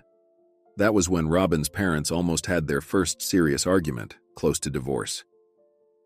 "You're spoiling him. You can't do that," the father yelled. "He doesn't know the meaning of refusal. I attended the school meeting. The teachers complain. He does whatever he wants. He walks out of the classroom when he feels like it. He eats during class. What's that?" "He's a free spirit, not a slave of the system," the mother objected. "You're used to walking straight and want everyone else to be the same. But our younger son, he's different. He has the sun in Scorpio and the moon in Cancer in his natal chart. He will change the world." "God, what Scorpios and Cancers?" The father rubbed his temple. "You'll spoil him. He's very bad at studying." "So what? Are grades more important to you than our son's happiness, huh?" the mother asked. "He's unique, one of a kind. There won't be another like him for 1,000 years. You just don't understand. Fool." Robin also tried to talk to his brother that evening. "Listen, why? We wanted to go to the sea." "So what?" Craig smirked cunningly then. "Don't you like the toy car? You wanted it too, didn't you?" "I do," Robin grumbled. "But it's expensive," Dad said. "And Mom said there's money." Craig's smile widened even more. "And that we'll go to the sea later." But they never went to the sea. The father was offended and no longer trusted money to his wife.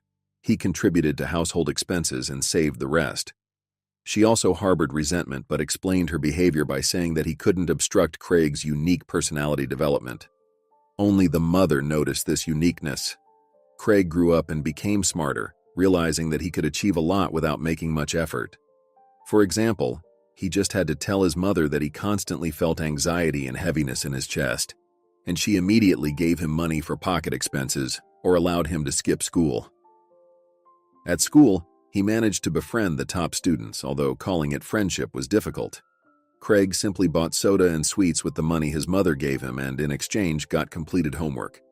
Good grades, a satisfied father, and no effort required. Sometimes Craig asked for help from his brother.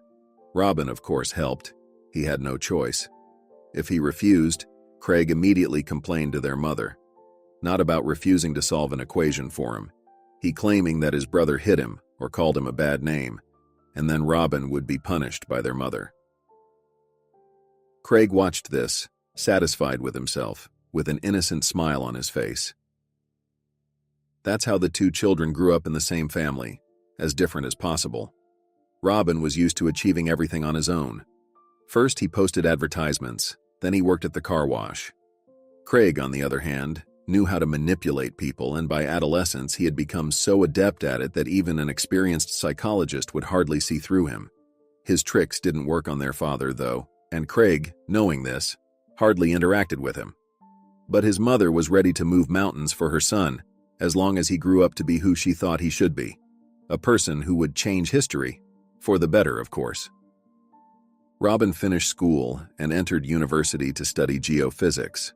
Craig didn't want to study. He believed that education was for idiots who didn't know how to live life correctly. Naturally, in Craig's opinion, fate itself should take care of his well-being. The main thing was to be in the right place at the right time and meet the right people. And so the paths of the brothers diverged. Robin moved into the dormitory. At home, he still felt lonely, but at university, he found new friends with whom he felt much more comfortable than with his father, mother, and brother. Craig also decided to continue his education. He initially enrolled in engineering but dropped out. Studying was too difficult, and classmates refused to do his assignments for him. He then enrolled in philology, but also failed the first session. Robin lived his own life and hardly communicated with his brother. Occasionally, he called his mother to check in, visited once a month. And then Craig suddenly married a woman who was nearly twice his age. She was 42. For some reason, Robin wasn't invited to the wedding. The mother was ecstatic. Craig's wife was just like her, passionate about esoterics and mysticism. It seemed like Craig had found a kindred spirit, and his wife would help him in his spiritual development and the refinement of his unique free personality. Plus, the wife had her own apartment, which was a bonus in the father's eyes, who had grown tired of his son. Maybe he'll wise up with her, the father said to Robin when he asked why he didn't object to the marriage. Robin, I can't take it anymore, the father would say. Your mother keeps talking about how amazing and magnificent he is, and Craig just keeps asking for money. I need a break from him. Robin didn't like his father's stance. He was sure that if he wanted to, his father could set Craig straight and have a serious talk with their mother. But apparently, it was too late. Craig wouldn't change now. A year after the wedding, Craig's wife died, falling from the balcony on the 10th floor. Craig wasn't home at the time. He had a solid alibi. He was sitting in a cafe with a friend, which was recorded on surveillance cameras. Craig returned to his parents' apartment. His wife had left her apartment to the church in her will. Once, Robin went to visit his father and mother, but he found only his brother there. Their parents were not home. Craig suggested they have tea, and Robin agreed. Initially, the conversation in the kitchen was about trivial matters. Robin talked about his job. He had gotten a position at a research institute, gaining experience and knowledge. And Craig mentioned his plans to continue his education. Maybe I'll study to become a programmer, he said. Well, it's hard to study there and there's fierce competition, Robin countered. Craig, stop building castles in the air. Go to college, at least to become a driller. It's shift work, 3 months up north. Then you'll have money for the whole year. I'll help you get a job. Craig frowned in response. Well, yeah, work for 3 people for that low salary? Robin, you're a part of the system, but I believe you need to rise above it. Those above the system see more, which means they have more opportunities. You get it? Didn't seem like you noticed that with your wife, slipped out from Robin, and he immediately scolded himself mentally. Maybe his brother really loved his wife and hid his pain from the world? Oh, you jerk, said Craig. Did you hear what she did with the apartment? Promised to leave it to me and lied. What are you saying? Robin couldn't believe his ears. The woman is dead. Oh, she was nuts, sighed Craig. I didn't realize how much. Anything happened, she'd cry right away, threaten to do something to herself. I told her, go to a psychiatrist, you need to take pills. And she said no, meditation will help me. Well, as you can see, it didn't help. Okay, let's talk about something else. How's your personal life? The way Craig spoke with such malice about his deceased wife scared Robin then. Even some bad thoughts emerged. What if Craig was responsible for her death? But thinking about it was terrifying. Robin believed that his brother was not capable of hurting anyone. Yes, he was cunning, yes, a manipulator. But he definitely wouldn't have killed his wife. Robin really wanted to believe that, so much so that he did, though doubts lingered in his soul. But the police found no reason to suspect him, and therefore Robin had no reason to think that his younger brother had done something terrible. Then Craig got married again. Robin liked his wife, a cute girl, a bit naive, who came from the countryside, speaking with a funny accent. Her name was Meryl. There was hope that Craig would finally mature. They lived in a rented apartment, which suited Meryl just fine. Craig got a job at a phone store selling phones. Meryl worked as a preschool teacher. At that time, Robin often went on long business trips, visited the north, walked through the forest with a huge backpack, lived in a tent for weeks. He hardly communicated with his family. Returning home, Robin only had time to rest and write reports on his work. One expedition followed another. Robin learned about Meryl leaving Craig only 2 years after their wedding, from their mother. She called him and casually mentioned that his brother had returned to the family. How so? What about Meryl? Robin was surprised. She left him, poor thing, probably found someone else, his mother replied. Couldn't understand his soul, his finesse. You know, I knew it right away, that's how it would be. Meryl was too simple for him. A country girl, the woman spoke venomously. Robin didn't believe in such a turn of events. Meryl looked at Craig with loving eyes, listened to his every word. Why would she choose to leave him voluntarily? Robin decided to talk to his brother. He invited Craig to a bar. He had a knack for it. A small amount of alcohol made Craig talk a little more. Knowing this trait of his, Craig hardly ever drank. Robin managed to persuade his brother to have a couple of drinks. What about Meryl? Robin asked when he realized that his brother was in the right mood. She betrayed me. Craig frowned. I had it all planned out, wanted to improve our lives, and she— What about her? Robin insisted. Well, I had it all planned out. Craig slammed his fist on the table. All she had to do was endure, and we would have bought a nice apartment, and everything would have been fine. Just endure for 9 months. You wanted to sell a child? Robin asked. No, not ours. I wanted her to be a surrogate mother. I found out everything, even found people who were willing. Craig looked helplessly at his brother. And is that bad? Everyone gives birth, but Meryl couldn't. Hold on. You need to have your own child for that, Robin said. Did you miscalculate something, little brother? That's how it should have been. Just endure a little. The wife of that guy is infertile. He liked Meryl, but she didn't want to. I even invited him over to talk one-on-one. But she left after that, Craig explained. Listen, Craig, you're insane, Robin said. You need to undergo long and persistent treatment.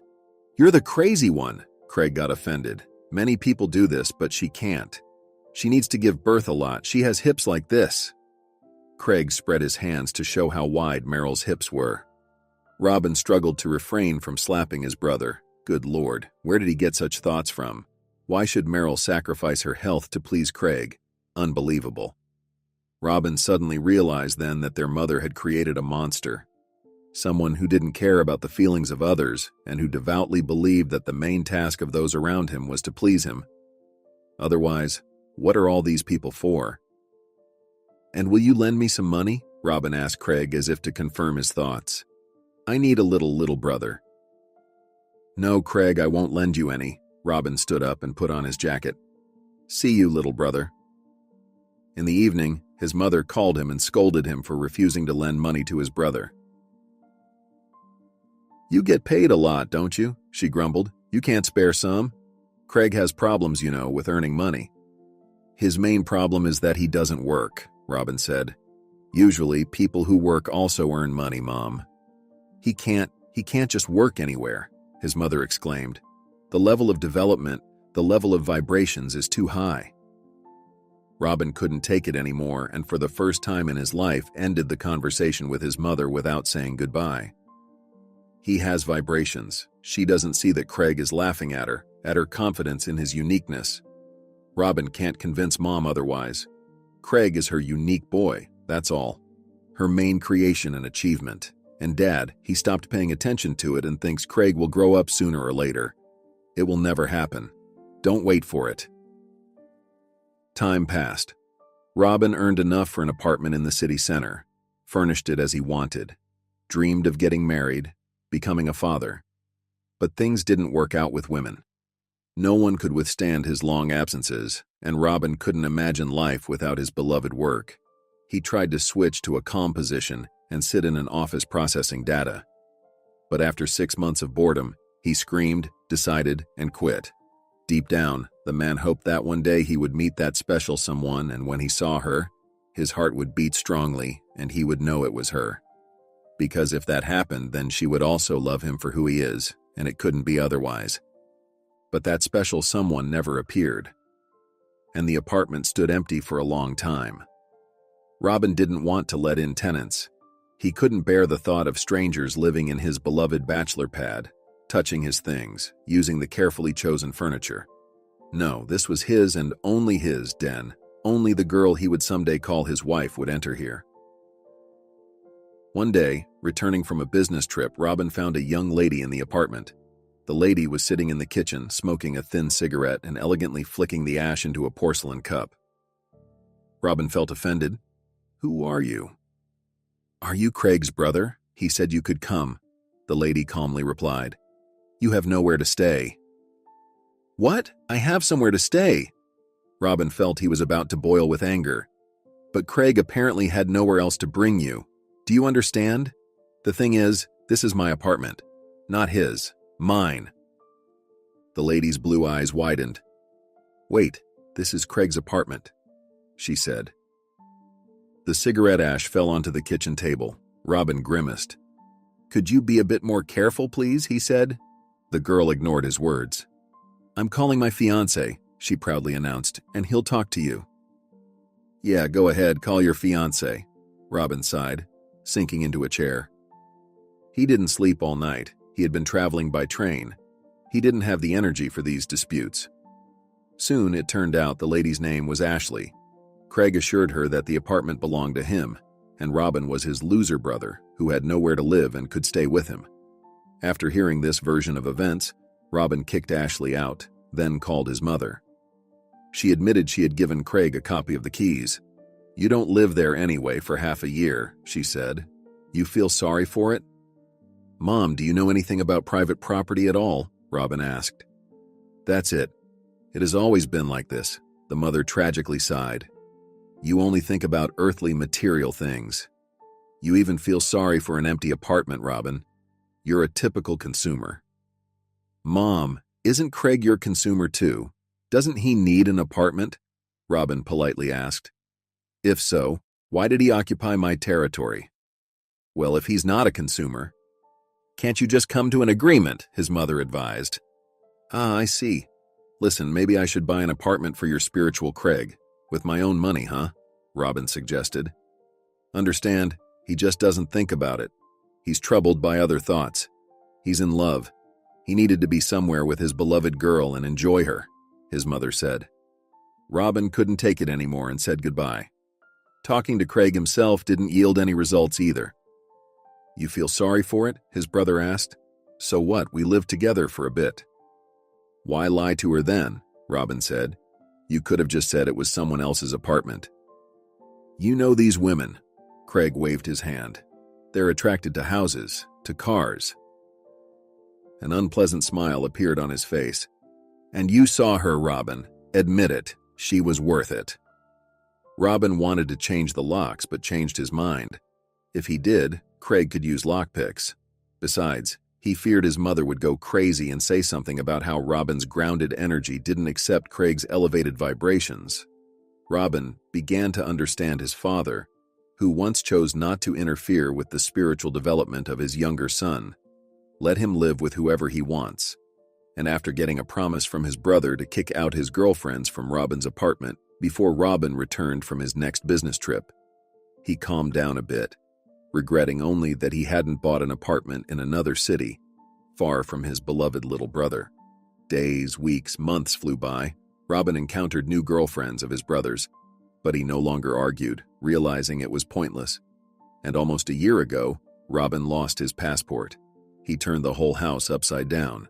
Nothing, he had to restore the passport. Robin quickly forgot about this incident. Things happen, and there was no time to be upset as he was about to go on another long business trip, where Robin had to spend almost 8 months. But he had to return earlier. He caught a cold which he habitually ignored. The cold turned into pneumonia. Robin ended up in the hospital where he spent 3 weeks. Fortunately, there were no complications. He wanted to return to work, but his boss ordered him to go home, recover, and regain strength. Robin had to obey, and when he returned, he found other people's things at home. He noticed perfumes and creams, a plush teddy bear on the bed, cute napkins in the kitchen. He even felt pleased. At least Craig brought a housekeeper. The apartment was clearly kept clean. Envying his brother a little, Robin took a shower and went to bed, and woke up next to Selma. "And that's the whole story," Robin concluded his tale. "So I guess you're my lawful wife, so to speak. By the way, Selma, I like the curtains." Selma looked at him with wide eyes. "This can't be," she whispered. "My husband, he's a good person, very kind, smart, and he earns money, pays the mortgage, and also—" Yes, I'm kind, smart, and a good person," sighed Robin. "But I don't understand why he's getting involved in all this mess. By the way, about your grandfather's apartment, who did he leave it to, sorry?" "What are you talking about?" Selma almost choked with indignation. "I'm just trying to understand why he's doing all this," Robin calmly replied. "And it would be good to know where he is." "Yes, I'm curious too. I think I need to hear his version of what's going on." Selma struggled to contain herself. She wanted to throw something at Robin so he would just disappear into thin air. It was so good until he showed up. He's definitely lying. Now she just needed to figure out what's going on. "You see, I asked about this apartment because Craig might have his eyes on it," Robin finally said. I think you understand what I mean. Selma, how old is your grandfather? He's over 80, Selma replied. Her mouth inexplicably dried up. No, this can't be. You're deceiving me. Well, okay, Robin shrugged. You can check out my passport. Selma took the document in her hands, the name and surname of her husband. Just the photo was a little different, and the address was the same. The address of her apartment. The apartment she considered her family nest. So, are you convinced? There was genuine sympathy in Robin's voice. Selma, I understand it's not easy, but you've run into my brother. And as you might guess, he's a very interesting person. I'd even say quirky. Please leave, Selma whispered. I'll wait for my husband and talk to him. Selma, I really... Leave, Selma raised her voice. Robin will come and explain everything to me himself. Okay. Robin finished his tea and stood up. I really don't wish you any harm, and I understand that you're a victim in this situation. If you need anything, well... Are you leaving or not? Selma stood up, trying not to look at him from a position of inferiority, and crossed her arms over her chest, trying to appear as threatening as possible. All right, I'm going. Robin shrugged. If anything, give me a call. There are still many issues to resolve, believe me. He waved goodbye and left the kitchen, leaving Selma alone. She sank onto the chair. She was trembling, and she felt a bit nauseous for some reason. The door opened again. Selma saw Robin's face. Do you have somewhere to stay? I can go to a hostel. She grabbed a cup from the table and threw it at him. He managed to close the door in time. Then he peeked out again. Selma, take it easy with the dishes. I mean, you no harm. Selma growled. Okay, got it. Robin quickly nodded, disappearing behind the door. The woman feverishly thought about what to do.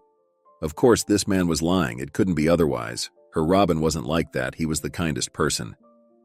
Who's that? Catherine entered the kitchen. Strange guy. He's an acquaintance, Selma muttered to her. I don't understand, Catherine. Honestly. What happened? Why are you breaking dishes? Catherine glanced at the shattered cup. Did he scare you or something? No, he just said that my apartment isn't mine, Selma whispered. How's that? Catherine raised her eyebrows. Whose is it? His? Yeah, his. Selma started examining her palms folded on her knees. But that's just nonsense. Oh my, Selma, go to bed, Catherine sighed. You'll stay here tonight and go to Hector's tomorrow, okay? Yes, you're right. I'll stay here tonight. Selma rubbed her forehead.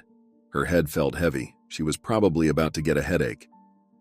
I'll think about everything later. Robin still isn't picking up. Well, he's probably busy. Catherine reached for the teapot. Want some chamomile tea? And you should lie down. I'll wake you up. Do you want me to stay over? Catherine, thanks, but go home. Selma forced a smile. Her head was pounding harder. I'll go to the room, I guess. In her room, Selma collapsed onto the bed without undressing, lying still until Catherine brought her a cup of chamomile tea. Before drifting off to sleep, Selma dialed Robin's number several times, but her husband didn't answer. She woke up to a strange noise, initially thinking a wall in the house had collapsed. Sitting up in bed, Selma immediately grabbed her head, feeling like it was splitting open. Selma! Her head was spinning, and the smell, a strange smell, sharp, acrid, pungent. Selma! Someone was calling her, some man. Maybe Robin. She got up and, swaying, went to the door. The smell intensified. She peeked into the corridor and saw Robin. You're here, she exclaimed. God, I have to tell you something. Let's get out of here. Robin rushed to her, grabbed her, and dragged her towards the exit. I knew it. I knew I'd seen her somewhere. What are you doing? Selma murmured, losing consciousness. Who did you see? Selma came to her senses already on the street. She was lying on a bench. People were bustling around. Robin was nearby. Or not Robin. How are you feeling? He leaned over her with a concerned expression. Okay, she grimaced. Selma's lungs felt like they were on fire. It was a terrible headache. Finally, she recognized this person. It wasn't her Robin. It was another Robin, the one she woke up next to recently. "All right, let's go to my place," he offered her his hand. "You'll rest, and then you can tell the police everything." "What police?" Selma whimpered. "What are you talking about? I want to go home." "Let's go home then," he helped her up.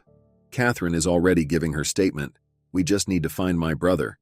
Didn't think he'd go this far. Wish he some compassion." "But what happened?" Selma insisted. "Let's go," I said. Robin rolled his eyes. "Or do you want me to carry you?" Selma got to her feet. She couldn't bear to be carried. They walked to Robin's car. Selma didn't understand what she was doing, just obediently following this man. Where did this boundless trust in this barely familiar person come from? Perhaps it was because of his resemblance to her husband. By the way, where was he? Why wasn't her Robin calling her back? They arrived home, to her home, or his. Selma couldn't make sense of it anymore. All she wanted was to lie down and sleep for a couple of days without waking up, and then go to work the day after tomorrow. The man sat her down on the couch in the living room and sat across from her. "How are you feeling? Want some water?" "Yes, please," said Selma. "Wait a moment." He left and returned a couple of minutes later with a bottle of water. "Here you go."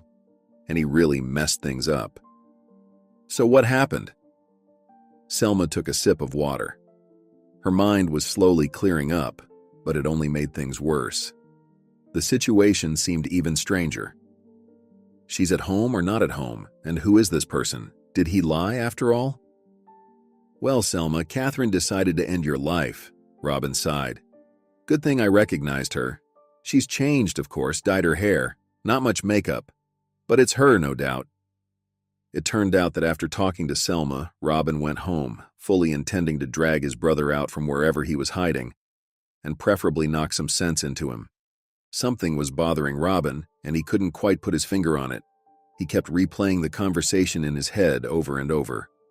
Or was it something else? There was something about this academic's house. And suddenly the face of the housekeeper, Catherine, popped into his mind. Yes, that's it. And then it dawned on Robin. He had seen her in his own apartment. She was one of the ladies his brother brought here while Robin was away. Back then, Catherine had blonde hair. Now it was black and she wore heavy makeup. The pieces of the puzzle fell into place. Robin realized he couldn't leave poor Selma in that house. What if Craig and Catherine were in cahoots? This version even explained Hector's sudden illness. What if? The academic ends up in the hospital, likely dies there. Next, his granddaughter and heir dies. The house is old. Something happens with the gas pipe. And who benefits? Craig, of course. By the time they figure it out, he'll be somewhere abroad with his Catherine. Robin went to Hector's house. Upon arrival, he smelled gas, called emergency services, broke down the door, and pulled Selma out into the fresh air. Then he took her to his place. Selma shook her head. This can't be. We'll see what Catherine and Craig have to say. I'm incredibly curious. Now go to sleep, Robin sighed. You'll have to give your statement tomorrow, I think. I won't say anything, Selma yawned. You'll have to, he threatened. I'll bring a blanket and my t-shirt. Selma didn't wait for the blanket and t-shirt. She fell asleep as soon as Robin left the living room. In the morning, she found that the man had thoughtfully covered her with a fluffy blanket. The first thing Selma did was call the hospital to check on her grandfather, Hector. She was reassured that he was improving and his condition had stabilized. Selma felt slightly relieved. But what to do next? She had no idea. Craig never called. He didn't respond to her messages either. He was absent from social media too. Selma understood. Mentally, she now referred to her husband as Craig. Although, could she even consider this person her husband? Probably not. Good morning. Robin walked into the room. Selma, we need to talk. After all, you are my wife. Don't joke like that. Selma pulled her knees up to her chin and hugged them. Maybe we should look for Craig. Tears rolled down her cheeks. Her husband, not her husband. Her apartment, not her apartment. Perhaps she was no longer herself at all. But someone else? Robin sat down next to Selma and hugged her shoulders. Why are you crying? We're all alive. Selma recoiled and looked at him in surprise. Her tears instantly dried up. What do you think you're doing? Oh, I'm sorry, Robin stammered. I just can't stand women's tears. I found out about your apartment. Well, your grandfather's apartment. It's safe for you to go back. But if it were me, I wouldn't. Why not? Well, I told you about my brother. His girlfriend inexplicably tried to kill you. What if Craig suddenly shows up and tries to finish what this Catherine started? Yeah, I think he might. Selma nodded grimly. But why? Why? Inheritance. And you know too much. I never understood what was going on in his head. I was just sure he wasn't capable of such things, but it turns out... Do you think he did the same to his first wife? Selma asked thoughtfully. I'm afraid to even think about it. Robin sighed sadly. She was certainly odd, but she didn't deserve that for sure. I'll go to my grandfather's, Selma decided. Can I gather my things? Stay here, the man suddenly suggested. Selma, how will you manage alone there? I'll manage somehow, Selma shrugged. If anything, I'll call the police. Does Craig have keys to that apartment? Although he could have made a copy. Robin looked at Selma anxiously. I'm telling you, stay. I'll worry. Why? She protested. You've only known me for 2 days. Well, I'm like that. Robin winked. Okay, I can't force you. But please stay in touch. Text me every half hour. What? Okay, every hour. He gently touched her shoulder. Selma, this isn't a joke.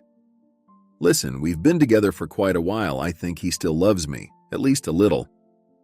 Selma felt like crying again, but she managed to hold back the tears. Oh, do as you wish. Robin stood up and looked sternly at Selma. Just don't disappear, please. Selma had breakfast, packed her things, and called a taxi. Robin wanted to see her off, but she declined. For some reason, she wanted to be alone as quickly as possible.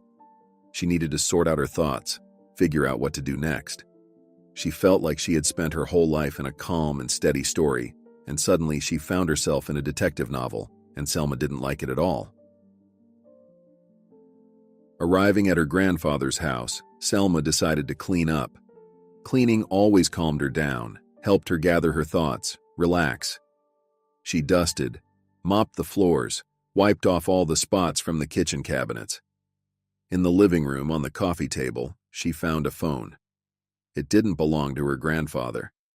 At first, Selma thought someone from the gas service had forgotten it, but she quickly dismissed that thought. The phone had a cute pink case adorned with rhinestones. Selma sat in the armchair, dropped a dust cloth over her shoulder, and pressed the button.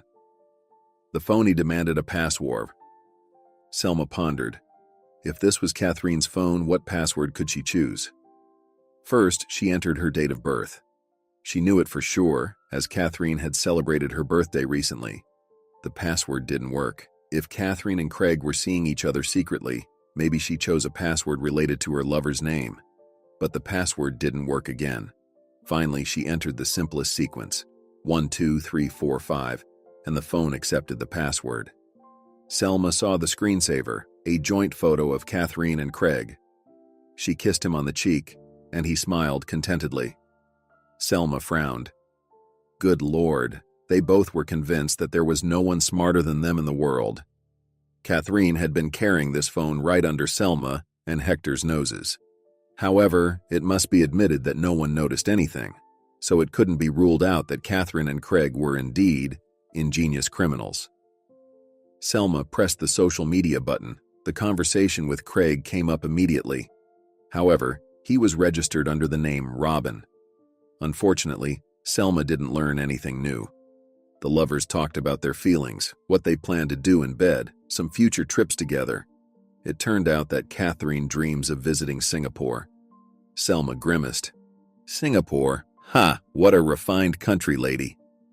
Suddenly, a green light lit up under Craig's avatar. He was online. Selma bit her lip and froze.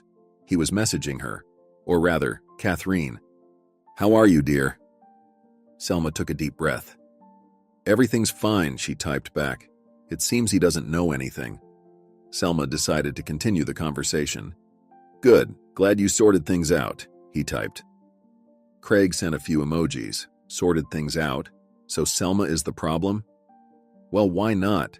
She's the one standing between Craig and unearthly riches, or rather, Hector's inheritance.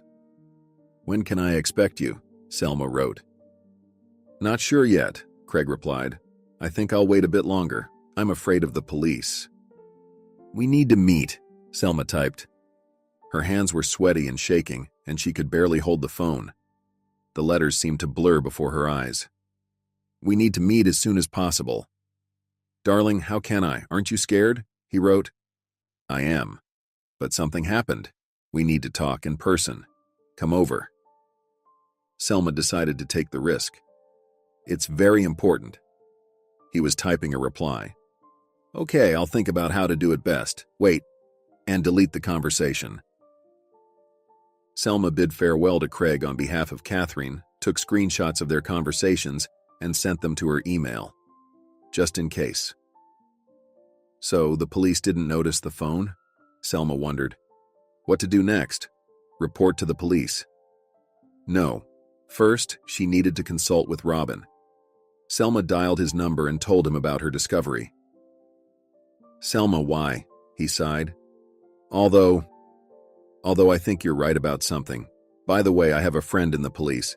He said Catherine isn't saying anything. Forgot to turn off the gas and that's it. Nothing criminal. She doesn't know any Craig, that's all. If they don't find anything to charge her with, they'll let her go, Selma sighed. Or at most, they'll fine her. Let's do this. Let's see what Craig says to you. We'll decide based on the circumstances.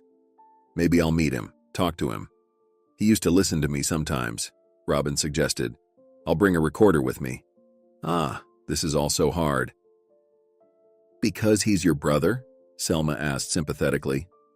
Yeah, the man answered heavily. Yeah, it's just gone too far. They got married me without me. I think that's not the main problem, Selma decided to argue. Yeah, really, and I even like you. I wouldn't mind having a wife like you myself, Robin laughed. Selma's cheeks turned pink. Oh, I'm just kidding, he said. Anyway, Selma, I'll wait for your message. Or maybe I should come over. Selma pondered. She was already feeling uneasy. Come over, she agreed. I'll be waiting. Half an hour later, he was already there. Craig still hadn't replied. Selma poured Robin some tea and took out cookies from the cupboard. They silently drank tea and waited. She didn't know what to talk to this man about. By the way, did he mention his parents? Robin finally asked. Yeah, Selma nodded. Said they died. Goodness, the man exclaimed. Selma, I'm sorry for him. It's like a shame. He's going to end up in prison, at least for falsifying documents. Why apologize? Selma waved her hand. You didn't do any of this.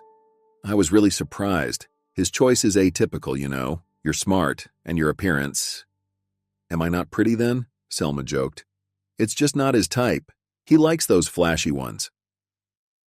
With curves, Robin outlined 2 circles around his chest with his hands.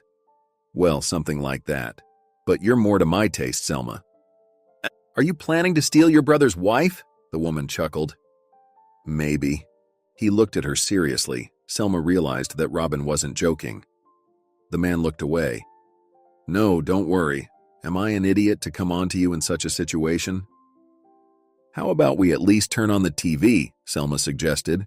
She got up and headed to the door. The man got up too, and unexpectedly, he took her hand and pulled her towards him. Listen, what if I'm the idiot?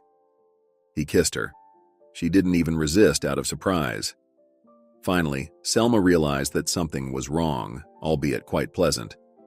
She pushed Robin away with her palms and stepped back. Are you out of your mind? No, he confessed. Should I go? Stay, she said. But let's skip this. I understand that you haven't seen women on your expedition for a long time, but I've seen everything, Robin objected. But you're right, I rushed. We should wait at least a month. Oh, forget it, Selma waved her hand. Let's go wait. He'll reply sooner or later. I'm sure of it. Craig messaged half an hour later.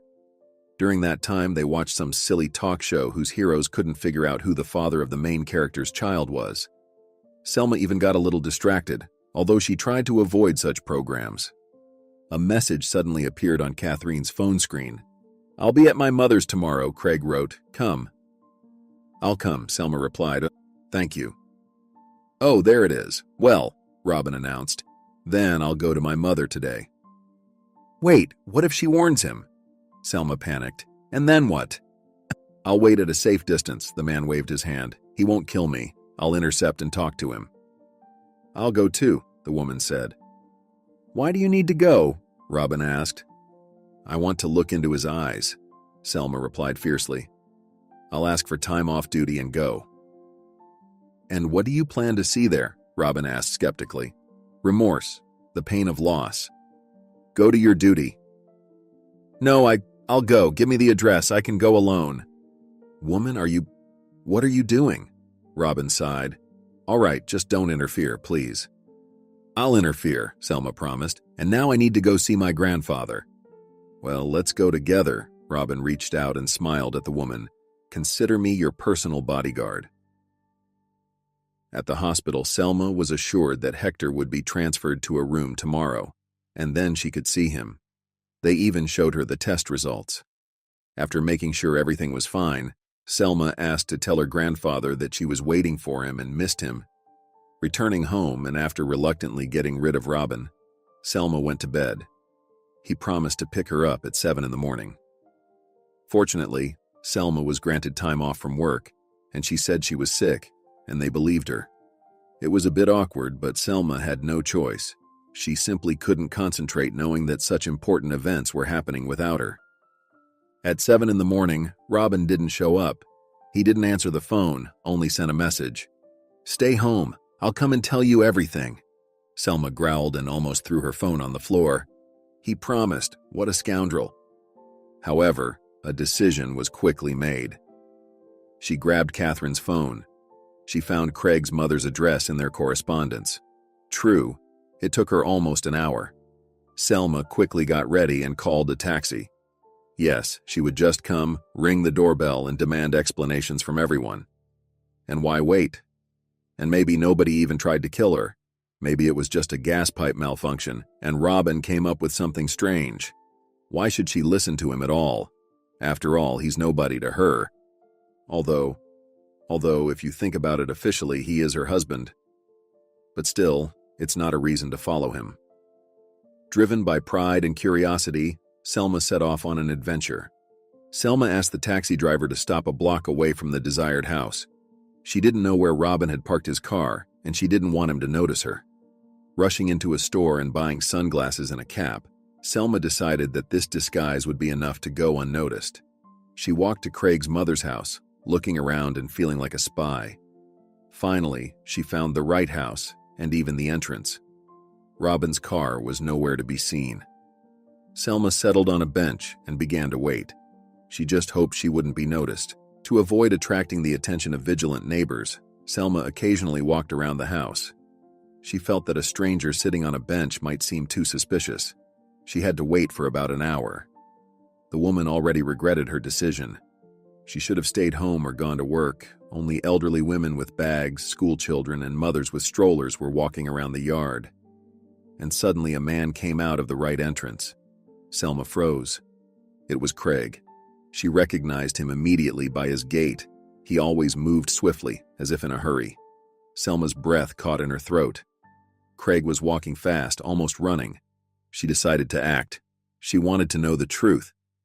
The woman jumped up and walked towards him. He didn't notice her right away, and it seemed didn't recognize her. Selma caught up with her husband. "Hi," he froze, looking at her with a puzzled expression. "Who are you?" "Didn't recognize me? Oh, come on," she took off her cap. "How about now?" "Oh, it's you." His eyes widened and his eyebrows shot up.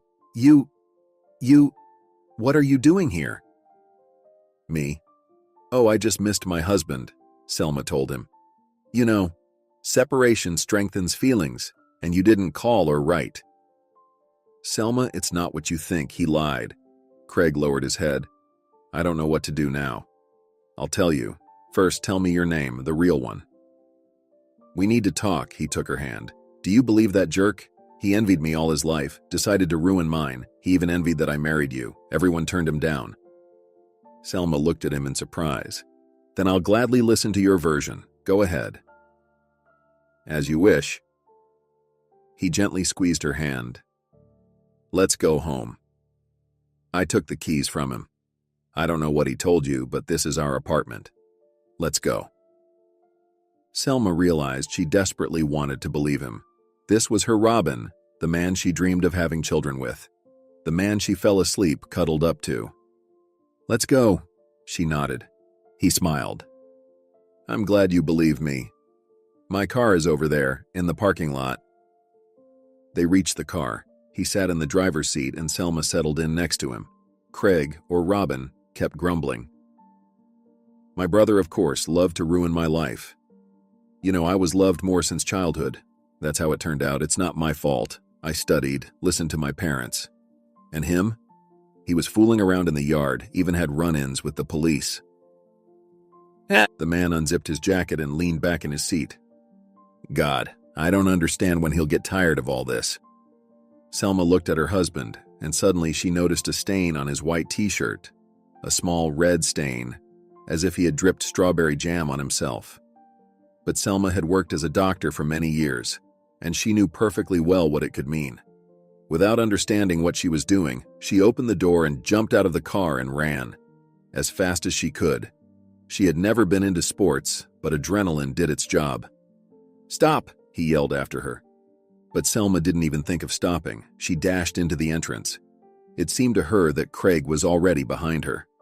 Fortunately, his mother's apartment was on the second floor. Selma ran up to the door and began knocking on it. She herself didn't understand what she was hoping for.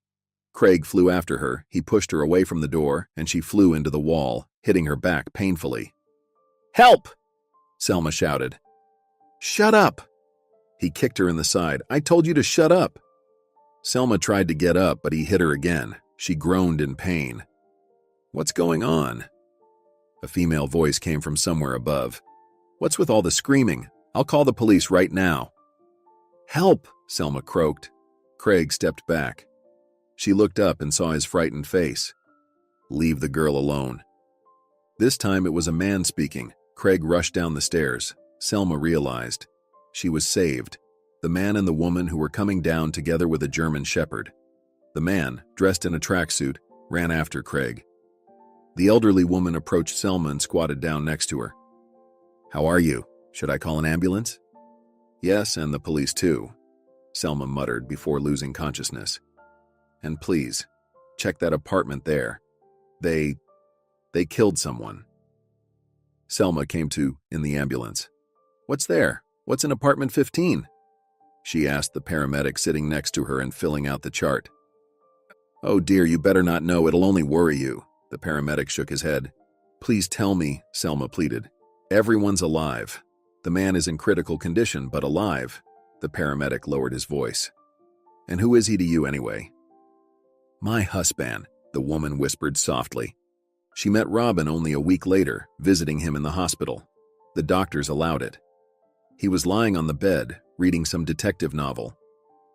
Hey, Selma sat on the chair next to him. How are you? Better than ever. He lifted his shirt and showed the bandage on his chest. It'll heal. And you? I'm okay, she shrugged. Got away with a scare and a couple of bruises. What happened? They didn't tell me anything. Yeah, nothing special, replied Robin. I went to my mother's, she made tea. I drank it and blacked out. Probably that's when Craig tried to kill me. Robin sighed. So he conspired with your mom? Selma asked. Well, it seems so. You know, she never argued with him. I don't know what he told her and how he justified the need to kill her second son. By the way, she's in a psychiatric hospital, Selma said. They'll probably declare her insane. She says you were supposed to be brought as a sacrifice. Wow, that's something. Robin put the book on the blanket and ran his hand over his face forcefully. And I was sure they wouldn't go that far. I feel sorry for Mom. How did they figure it out? Craig said they had some passwords with Catherine when they arranged to meet. Special words. I should have read the correspondence carefully. I was scolded for doing all this myself. I scolded you too, but you didn't listen. Robin smiled faintly. Well, am I an authority figure for you? And Craig, well done, he still figured it out. He tracked us down, Selma chuckled. Figured it all out. Probably panicked and decided to get rid of everyone. Well, now he's off. You know where. Far and for a long time. By the way, he didn't even have a job. He was spending the money I got from selling my one-bedroom apartment. Now we have to settle all these legal matters. Well, that we're not husband and wife.